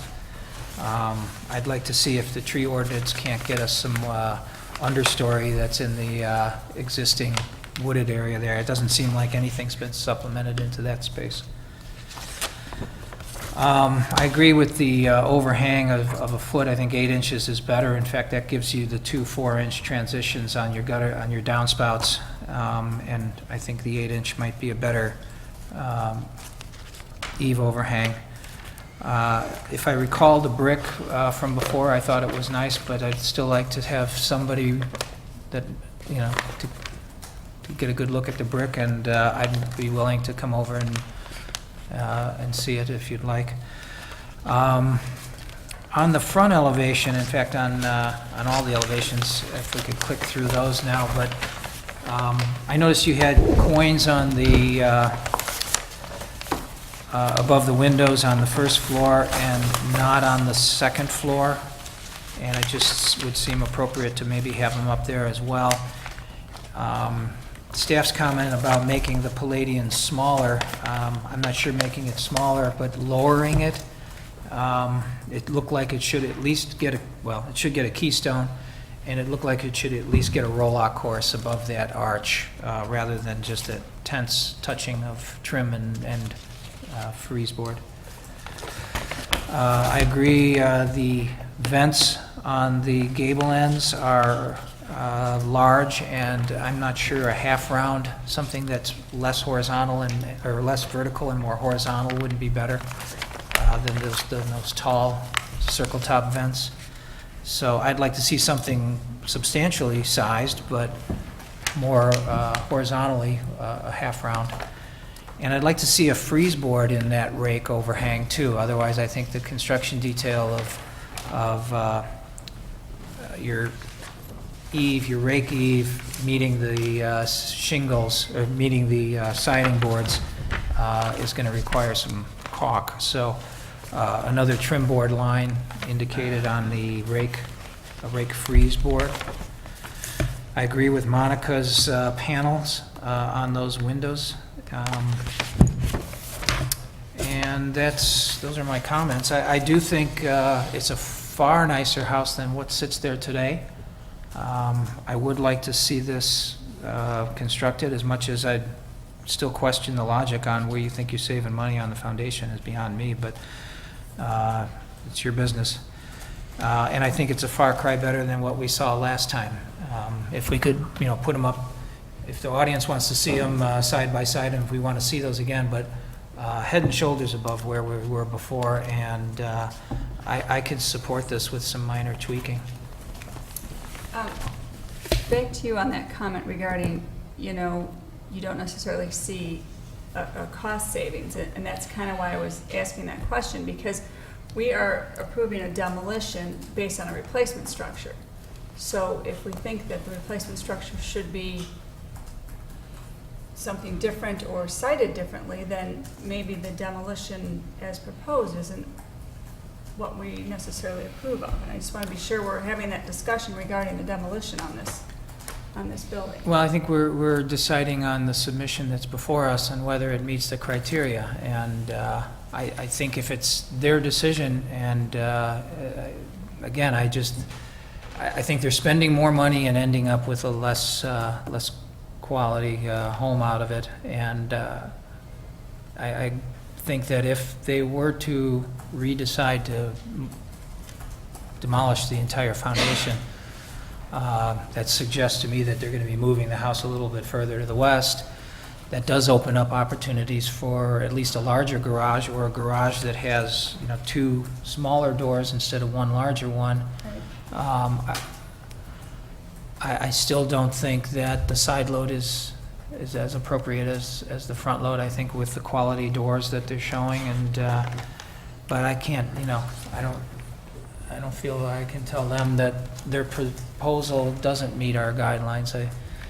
I think he's worked hard to come up with a design that, I think somebody called it Georgian. It might be more Adams, but it looks like they've worked with staff probably a great deal to come up with a design that is a far cry better than what's there and what they had presented earlier. But I look at the floor plan, which I'm not supposed to do because it's their business as well, but I just can see a far better outcome with very little. Concrete is the cheapest thing you're going to put into a house. And to pour an extra foot deeper and get a 9-foot high basement would be a much more marketable product. You'd make your money back the first time you turned it around. But I'm looking at the aesthetics and I'm finding it satisfactory. Well, I agree. That's why I asked if they had truly considered it. I don't think they truly have. But he says he did, so. John, I agree with everything you said, all the detail, et cetera. I think those are some great recommendations. What I don't agree on is the front load versus side load garage. And I think you have one perspective, yes, when you're coming down the street where your arrow is going. Absolutely, when you're driving, you're going to see that. Side load door, garage doors. But the problem I have is really the focal point of that area is the park. And when you look from the park north, you see this beautiful row of houses, and you're going to have one house there with a front-loaded garage. And this is not an insignificant park. This is where we have the biggest celebration of the year, is in this park. When you're going down Green Bay Road, heading north, you're going to see the front-loaded garage. And I think where I'm coming in is this is a vastly improved house compared to what is there now, absolutely. But does that mean we should approve it just because it's better than the old one? And I have to say, I really would like to see a side-loaded garage, and I think it kind of all goes together with keeping this foundation is going to prohibit that. And the one neighbor we have here has come forward and said the same concern here. So I still have a very, very big problem with the front-loaded garage. Everything else, I think you're spot on. So, I guess my turn. Going to the garage, I don't have as large of a problem with it being a front-loaded garage because that's what's there right now. I mean, if that wasn't the original case, then I would, more adamantly, lobby for the side-loaded garage. But since the petitioners have decided to keep the foundation, which I also agree is a mistake in the long run, they have really no choice. You can't side-load it the way the foundation is right now. There's not enough area to get the driveway in to make it work. And then the comments that staff has written down on the recommendation, I think are all right on, and I think it's something that the petitioner really should take to heart and address those. And if that means that it has to come back in front of the board to make those details correct, I would be in favor of that, because I think to get the architectural details to be consistent with the standards of Lake Forest are important. So I have concerns that, perhaps what I'm, trying to get through in this meeting is not getting through to the petitioners, so the doors being consistent throughout, the louvers at the side, the Palladian window, I agree with John. It's not that it has to be smaller, it needs to be taller. So the sill has to... be lower. Yeah, like the Palladian window itself has to be taller, so that means the sill has to come down or something to that effect. And I too looked at the plans, that Palladian window's in the master bedroom, so that's all kind of a little funny, but, nonetheless, that's the proportion.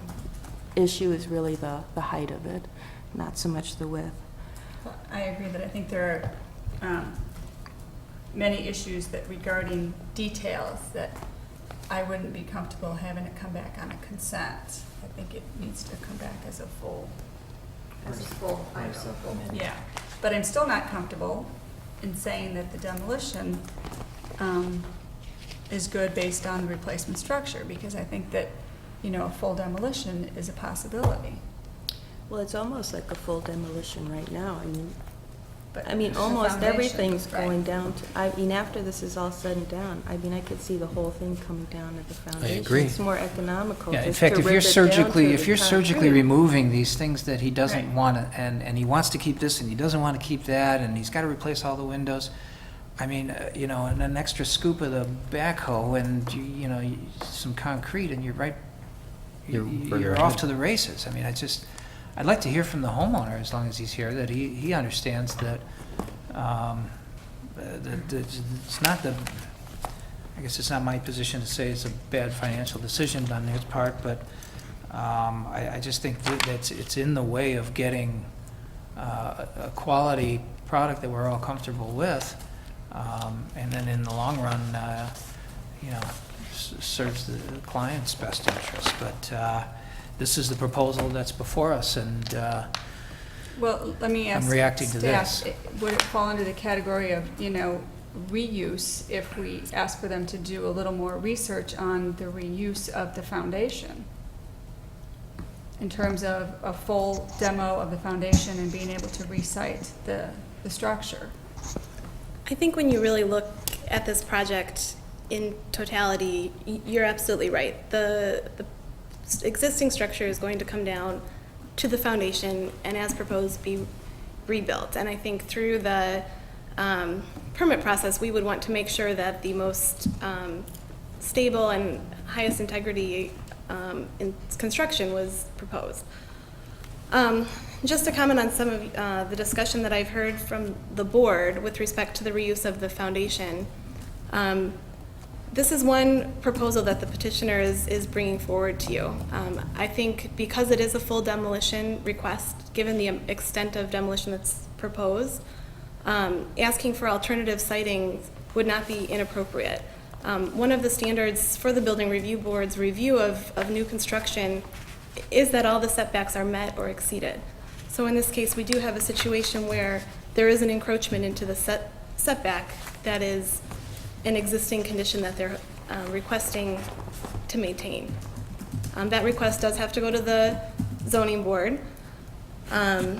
The more that they change that element, I think the more the zoning board will have to really consider that encroachment. It is getting taller.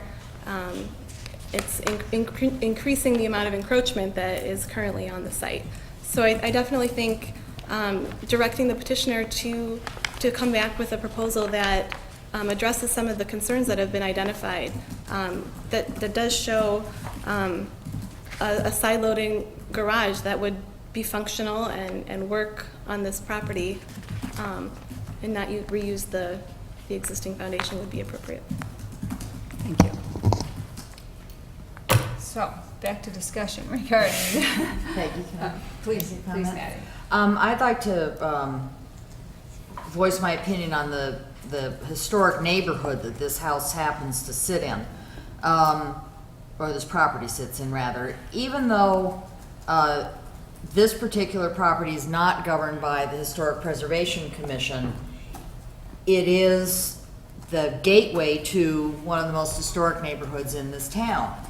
And I think it's extremely important. I like the overall style of the petition that's in front of us, but I think it's extremely important that the historic architectural details are adhered to. Because it is in an important neighborhood and it needs to look like it belongs there. And the details will make it happen. But that being said, I agree with my fellow petitioners that I'm not sure it's the most economic use of their resources to reuse this foundation. Thank you, well said. And it might be, I just don't know if I'm comfortable allowing the demolition at this point and the reuse until I've seen a little more information on it. Well, I've heard the petitioner express a concern that the project won't go forward if we have to keep the existing foundation. Now, we do have the owner here, assuming the architect is representing you in that, voicing that opinion of this. I would reconsider it. As you've heard us all say, it's not the best economic decision and certainly not the best design decision to keep the existing foundation. I feel, I like basically what it has. I would not approve this tonight. I would like to see some of the details that we've talked about be reconsidered. I'm not sure that we have the authority to say you must move this house, you cannot build it now. Yeah, that's not what I'm saying. What I'm saying is, as part of the demolition criteria, it's a reuse of some of the home, and albeit just the foundation. So have we considered all the reuse available? Well, one of the things that has come before us in other petitions is people provide sometimes economic information, you know, cost information on reuse.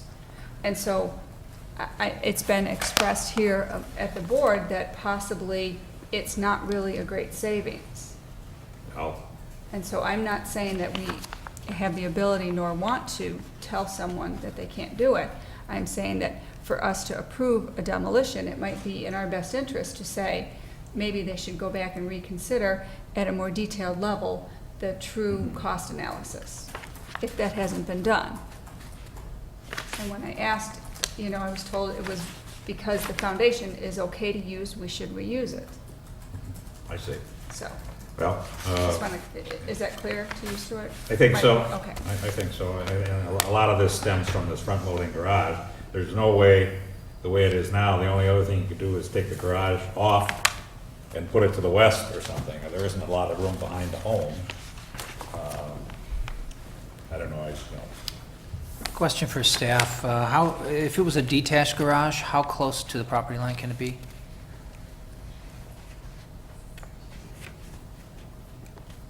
$10 feet? I'm going to say 10, but that's going with my memory.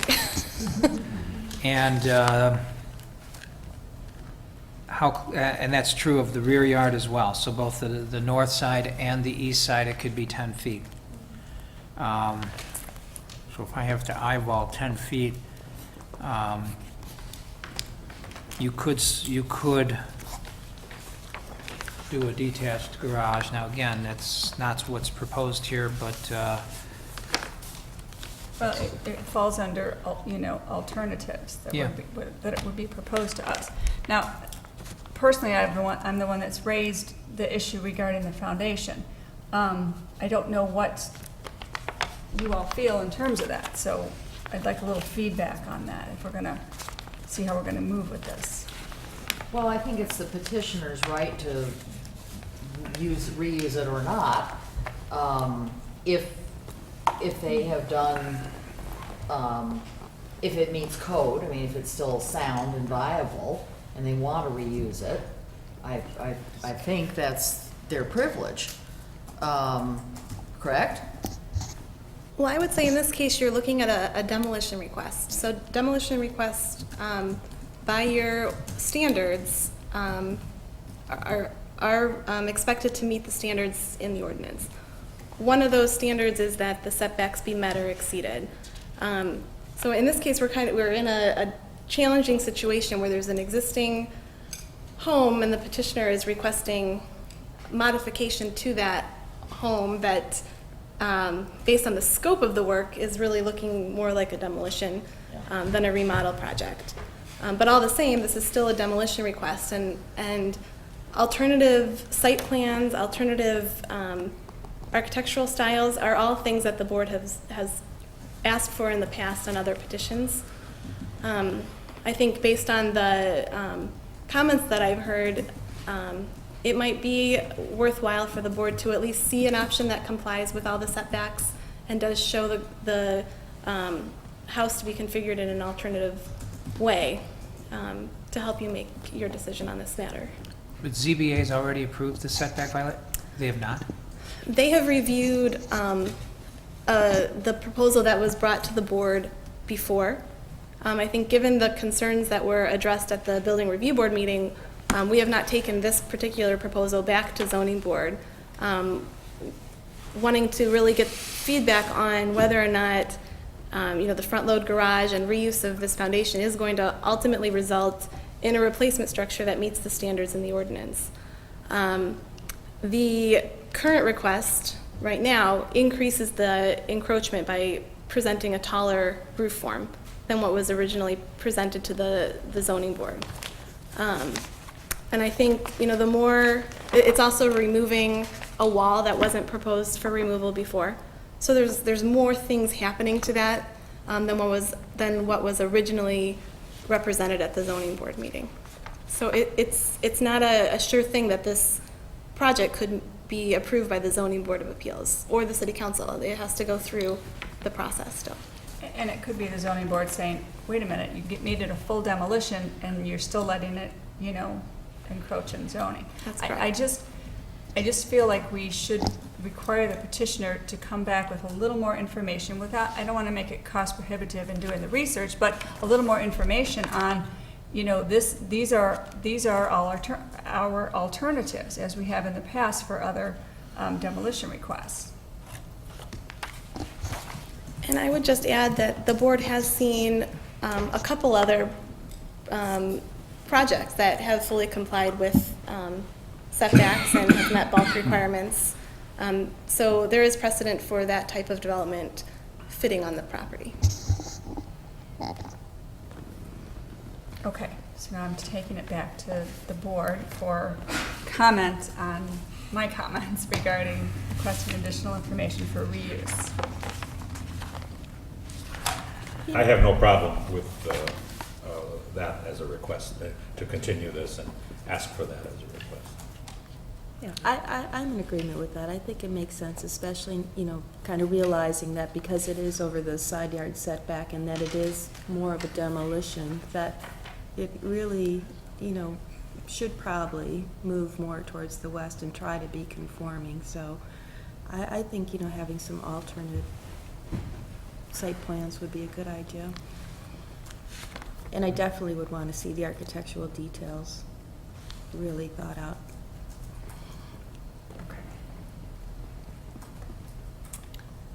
Well, to be maybe a contrarian, I look at this elevation and he's captured this style with enough detail, with some minor modifications that staff has pointed out and some of the comments that Monica and I expressed earlier. I think it's a bad decision to keep the existing foundation, but if I look at this and I look at what's there now and I look at where they've come, I still can support this. But couldn't you, John, couldn't you build this structure with a new foundation? And Probably a side cheaper load, than- right, it's and a side load probably cheaper garage than and, existing. Right, I and think and it's have a- it conform. It's a nice looking home. Yeah, that's what I'm looking at, and that's why. Doesn't mean you can't still have a Georgian home. You know, I know the comment from the petitioner was, well, why wouldn't you be building this house? Well, you could still have a Georgian home if Sure. that's what you like. Absolutely. I think a feasibility study, I mean, you could literally move this house 10 feet to the west and solve a lot of these problems. Exactly. You need to move it The 15 feet Well, to get okay, it in the whatever. setback. You could maybe even use some of the existing foundation were that practical, but probably, you know, you got to rebar into it and everything else. But, okay, 10 or 15 feet, yeah. And you could get a side-loading garage, you wouldn't be encroaching on the border to the east, and that would solve most of the problems.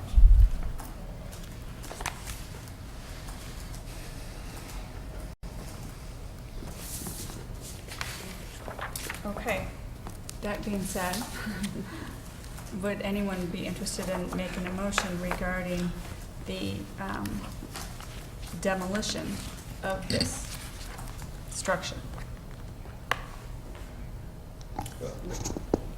I'm sorry, Megan, do you have a comment? I do.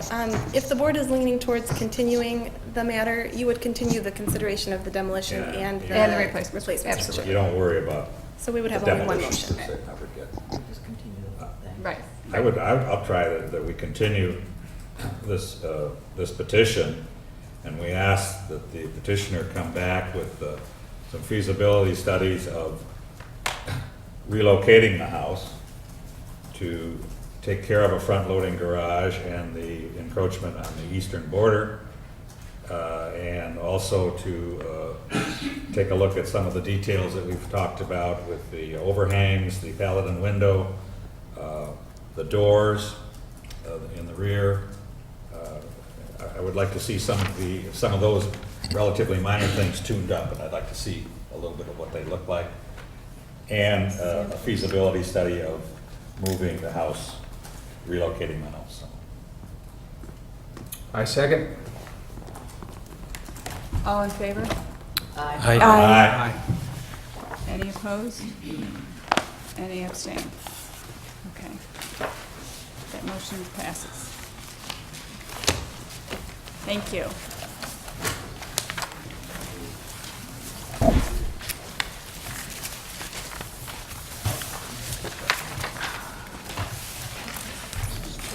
Does anyone need a break? Drive by and see that ranch We house. good? Break, anyone need a couple minute break? Are we good? I'm okay, but go ahead. Okay.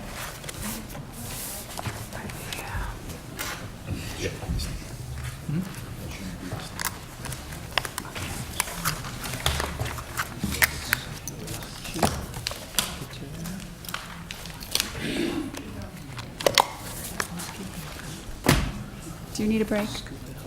Are you good?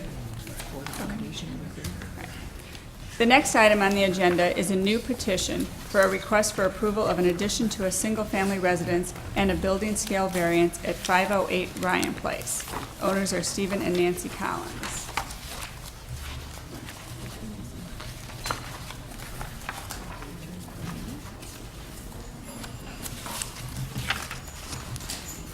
We're just trying to get the Okay. audio visual up. Thank you.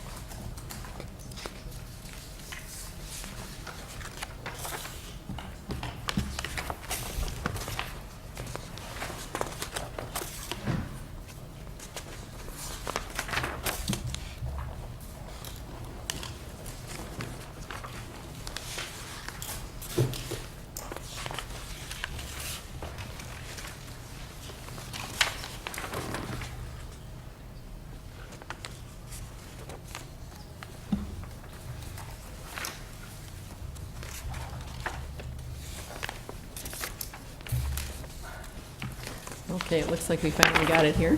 Well, I'm Diana Melikar, owner and president of Melikar Architects in Lake Forest.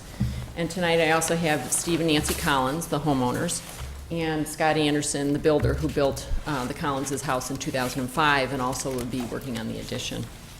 So, in order to understand our petition tonight, I must give you some background about the Collins' request. In 2005, Steve and Nancy built their beautiful, small, farm-style home on Ryan Place.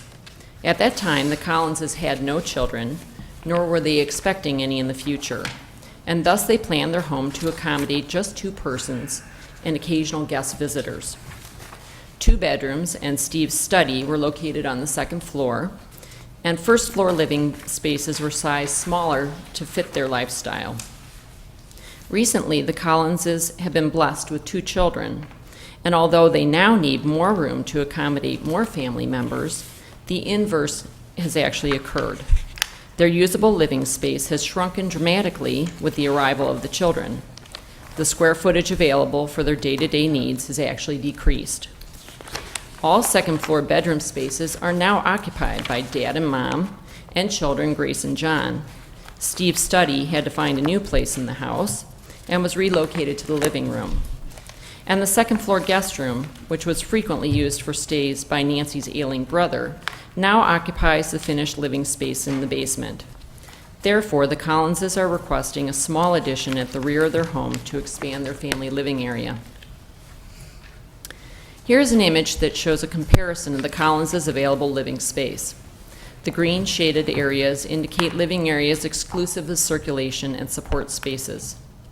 On the left is the 1st floor plan when the Collinses built their home for 2 persons in 2005. It had adequate but not spacious living space for themselves. As you can see, the family room was a small sitting area adjacent to the breakfast and kitchen areas. The middle image shows the amount of space available to the Collinses family for 4 persons today. The front third of the home is taken up by Steve's study and a dedicated entry foyer. The family room is now woefully inadequate to accommodate the entire family and the kids' toys and such. The image on the right indicates our requested addition to the family room space. It is shown in a darker green color. We propose to expand the 1st floor family room to match the footprint of the existing wood deck. This almost 12-foot by 16-foot 1st floor addition doubles the available interior family room space. It will serve as a children's play space that is accessible from and visually connected to the family breakfast room kitchen area. Thus, the proposed expansion restores the balance of decent-sized living spaces back to the home.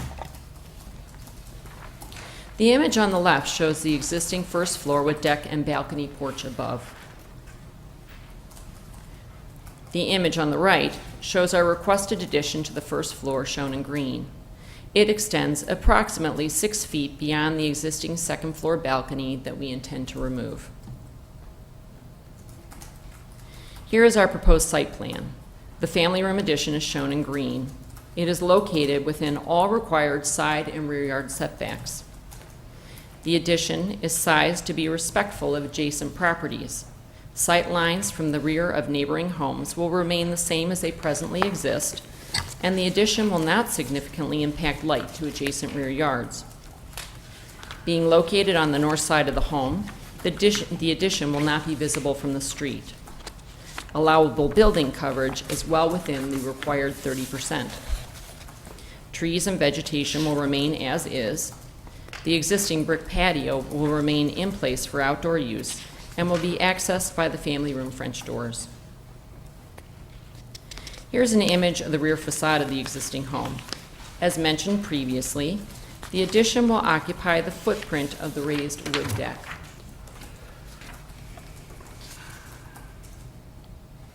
This image shows the existing and proposed north elevations of the Collins' home. The image on the right shows the 1-story flat-roofed building mass of the proposed addition. The general massing of the home will not change, as the proposed 1-story building mass will remain subordinated to the main home's building mass. We intend to use the same French doors as the existing north facade, and the balustrading will be configured similarly to the existing balcony railing.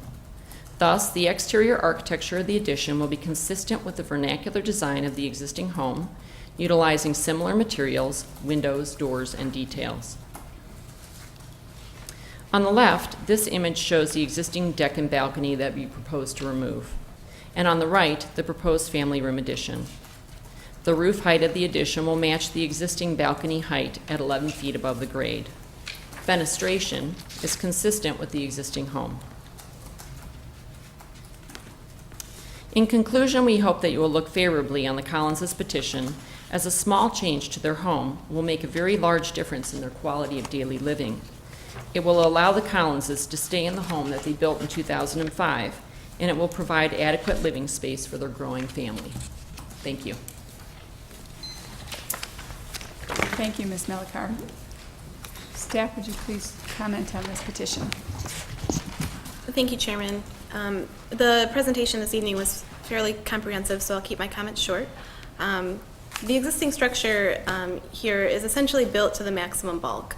The proposed addition requires a building scale variance to allow the addition of 200 square feet for the family room expansion. All building scale variances are required by ordinance to come before the Building Review Board for consideration. The main objective is to determine whether or not the standards in the ordinance are met. The ordinance requires that projects that are considered for building scale variances meet all of the design and site standards outlined in the ordinance with respect to meeting setbacks, design of the elevations, consistency of details with the existing structure, but also requires that one additional standard be met with respect to the building scale standards. For this project, it meets at least two of the other standards that are outlined in the ordinance. In particular, the project does not change the streetscape appearance of the home. The addition is located in the rear of the house, and it is also subordinate to the main mass of the home and does not present a structure that is out of scale with the neighborhood.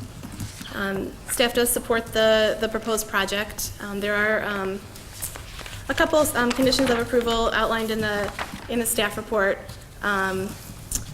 with respect to tree fencing and a staging plan. Given the small size of the lot, we want to look carefully at how the project is staged. But it is a small scale addition, so I'm confident that they can provide a plan that is adequate. And with that, I'd be happy to answer any questions that you may have. Thank you, Megan. It's time for board questions of the petitioner and staff. I'd like to start with asking you, Megan, is this existing already over bulk? I would say the existing is pretty much at bulk. With the most recent calculation, it was about 36 square feet over, and that could simply be the error of doing a calculation. Okay, thank you. Is the basement area finished? A portion of the basement's finished. The rest is mechanical space and some storage space.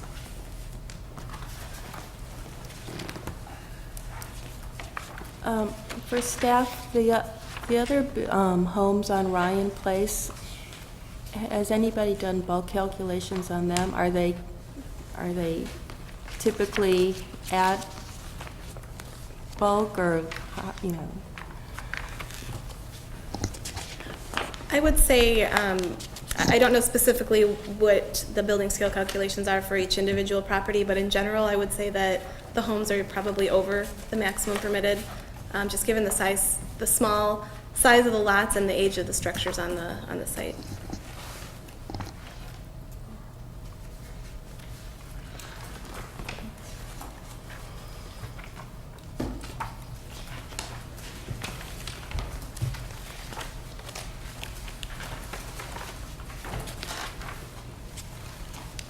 Question for staff. What percentage allowance over bulk are we allowed, what percentage of overage on bulk are we allowed to authorize or approve? There's not really a maximum overage that the board is permitted to approve. You're looking at the request in the context of the standards. This particular request is for, I believe, 10% over the maximum, and that's 234 square feet. I'm looking at the standards for, you know, the building size and all. There's nothing that we're really looking at in terms of hardship. It's really just the 5 standards that are listed here. So, I mean, our role here really doesn't have to do with what is the interior floor plan of the house or anything like that. It's really, we're just looking at what the bulk is and in comparison to what the city finds acceptable. Because I read the letter and I understand, you know, why the petitioners are coming forth, but then, you know, I went back and looked at what the standards are because, you know, I don't want this to be a personal type of thing. So I pulled out, you know, from my building scale and environment thing, and can I just read this sort of paragraph just to make it clear? So it's the City of Lake Forest is dedicated to maintaining the existing character and ambience of the community. In the past, the city has encouraged a development pattern characterized as suburban estate wherein the landscape is generally dominant over the improvements. Now there is a significant trend to increase the size of residences in relation to the size of the lot. In addition, many sites under development are located in open spaces. The balance between landscaping and building scale in relation to space available is causing a noticeable change in the character of the community. So that's kind of what I'm looking at. I mean, when we have buildings that come, you know, in front of the board, are they over, you know, using the site? You know, is there just too much footprint on the site? And I guess then I'm not really sure. It's like what John got to. Okay, what is the percentage? You know, is it 3% over? Is that okay? You know, 10%? And on a small lot like this, in this neighborhood, 10% is a big deal. Because you're looking at the site plan, and there's not a whole lot of green space or landscaping. And walking down Rhine Place, I mean, you can see that a lot of the rear yards are still intact. So I just want to be clear that what we're basing our opinion on is our standards. It doesn't really have to do with what the interior of the house is.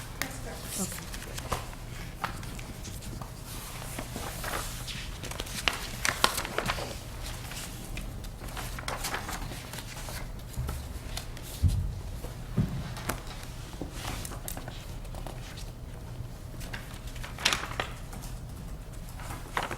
I noticed we have some correspondence from the one neighbor. That looks like the neighbor to the, on the right-hand side. I guess that would be east. Actually, we got correspondence from both neighbors on either side supporting the petition.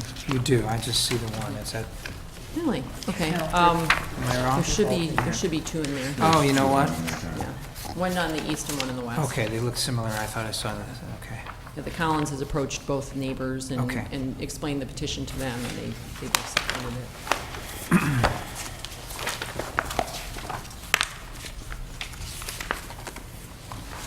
I have a question for the petitioner. Are you making a complete new room, completely divided all the way up? Is that a new wall?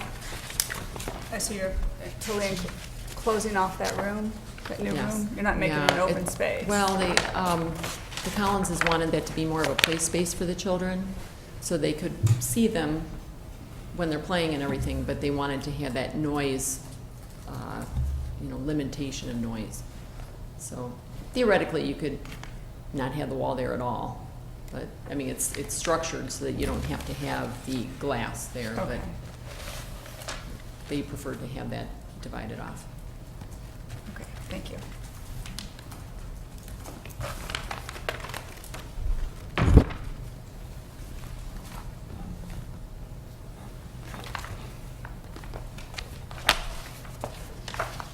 Any further questions?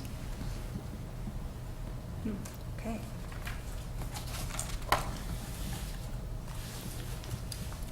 Is there anyone from the public who wishes to comment? Seeing none, thank you. Staff, do you have any additional comments? Any final questions? From board, okay. Then let's take it to discussion amongst the board. That you may And then we receive. get our final comments at the end, right? We get to respond at the end, right? A response. Yeah, at the end. Well, if you have a response now to any comments, you may do it now, please, Okay. before we take it to Okay. discussion. Go ahead. Oh, sure. I just wanted to bring up that normally I wouldn't be talking about the Collinses or any petitioner's internal arrangement of their home. But the Collinses built this house in 2005, and they have a lot of time and emotional energy and investment in this property, and they really wanted to stay here. So it wasn't just a matter of just, you pick up the stakes and move kind of thing. And so that's why I gave a little more of the history of it, just that they have a lot of emotional attachment to it, and they worked hard to make their dream home. Also, I would say that we seriously considered, when we took on the Collinses project, whether that room addition would change the character of the neighborhood and the backyard. But we felt as though, because we were only expanding out the 6 feet beyond, that porch actually does feel as though it occupies space because of the overhead feeling up above the second floor balcony. And so we were simply projecting out another 6 feet beyond that. And I guess my final comment would be that that the 10% overage seems as though it's large, but in actuality, we're adding just the one room, and it has to do with the fact that everything here is small in proportion. It's not like some petitions where we're asking, or somebody might be asking for 1,000 square feet or something. We're just asking for 12 by 16 feet, so that's it. Thank you. Thank you. Now we will take it to board discussion. Go ahead, Maddie. Well, I think the original house is a wonderful addition to the neighborhood. And I walked around in the backyard. I went up on the deck this afternoon. I think we passed each other when you were coming home.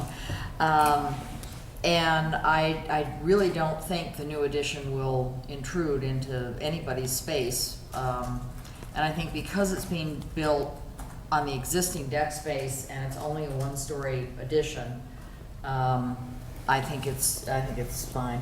I think it's great. It will help them, and I don't think it'll upset the apple cart in the neighborhood for anybody. I agree 100% with Maddie. I think the petitioner has done a good job showing the sight lines that the neighbors to the east and the west would see. I happen to have been there and looked in the backyard, and these are correct. Looking at in response to John's comment on the bulk of the existing homes, probably the one to the west, his lot may be bigger, but I would say it's probably as much over bulk as the Collins home would be with this, if this addition is approved. So, and because it is going over the existing deck, and they're only adding 6 feet of roof space, roof area, flat roof area, I can support this project as it's shown.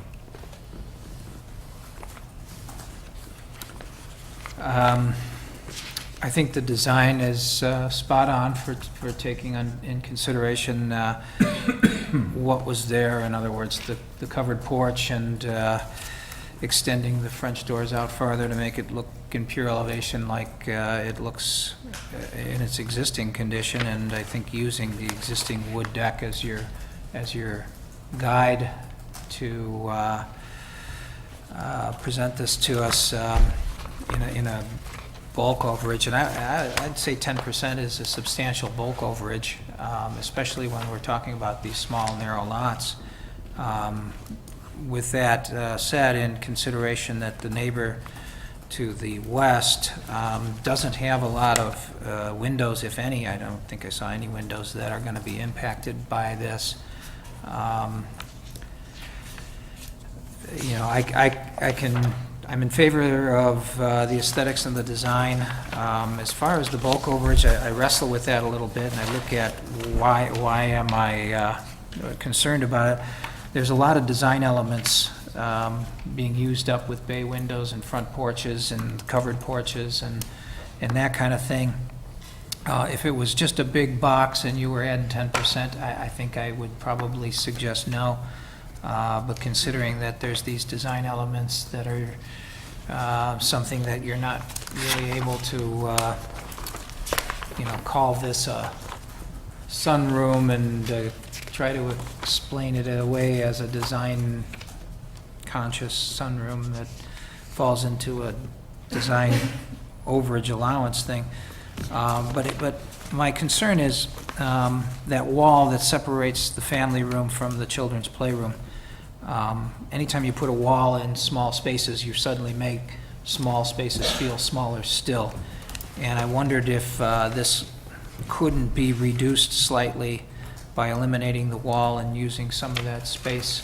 In other words, making a bigger feeling room, allowing the children to be part of what's happening in the kitchen and eating area and family room, and not present something that's 10% over, but instead present something that's 7% over.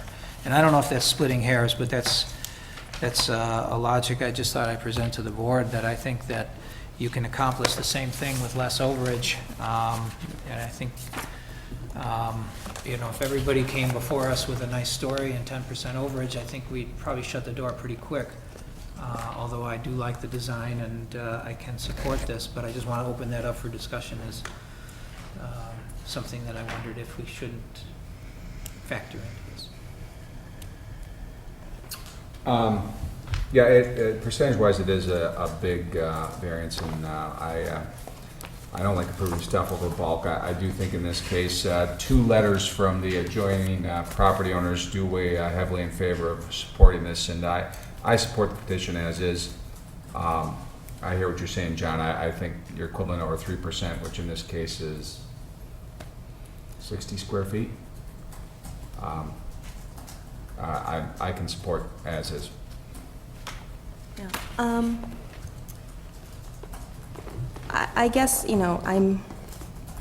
my concern is that it was new construction, 5 years ago, and it was built, to bulk at that point, and then to come back in front of the board and ask for 10% more, I just don't, I feel a little uncomfortable with that sets a precedence, that you can kind of come in, you build something to bulk, and then a few years later, because your needs change, then you come in front of the board and ask for some more. So that concerns me, and it is it's a narrow lot. It's a neighborhood full of small lots, that I think can get bulked up really quickly, and it's not, the neighbors may, agree with it now, but if one of the neighbors want to do their addition and they want to go 10% over, whatever, then you find all the lots in the neighborhood all start getting over bulk, and then it's a drain on, city services and such. So although it's a very nice design, I think it's consistent with the home. I'm just not comfortable with approving an overage of 10%. I can support the petition as it is for the reasons that were stated by Maddie and Stuart and Charlie, as well as John. I think I'm comfortable with the 10%, reducing it by a smaller amount. I don't know that that's really going to accomplish a whole lot. The neighbors on both sides are supportive of it, and I can support the petition. Yeah, I think that based on the fact that there was roof over part of it, and it does, just take up the same space that the deck did, and everything that the way it was presented, I think I could be supportive of it. I would encourage the petitioner to take a look at that interior wall, but that's up to you. I don't know how young your children are, but they'll grow sometimes, and you might want a more open space, but that interior section is your preference.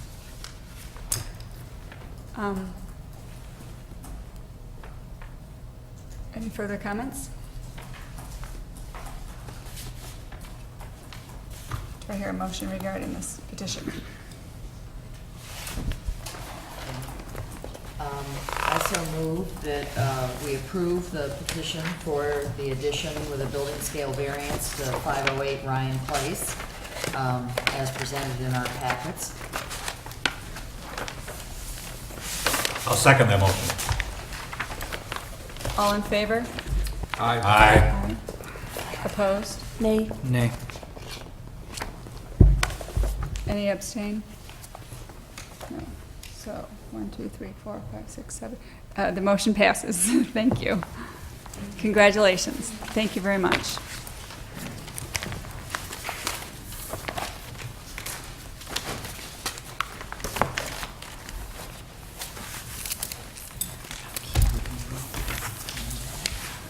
Next item on the agenda is the opportunity for the public to address the board on non-agenda items. Seeing none. Next item, additional information from staff. Nothing tonight. I guess other than a reminder that there's no meeting scheduled in August, so the next time we'll see you will be in December. Great. Thank you very much. Do I hear a motion to adjourn? So moved. Second. All in favor? Aye. Meeting is adjourned. Thank you, everybody. Well, that went pretty quick.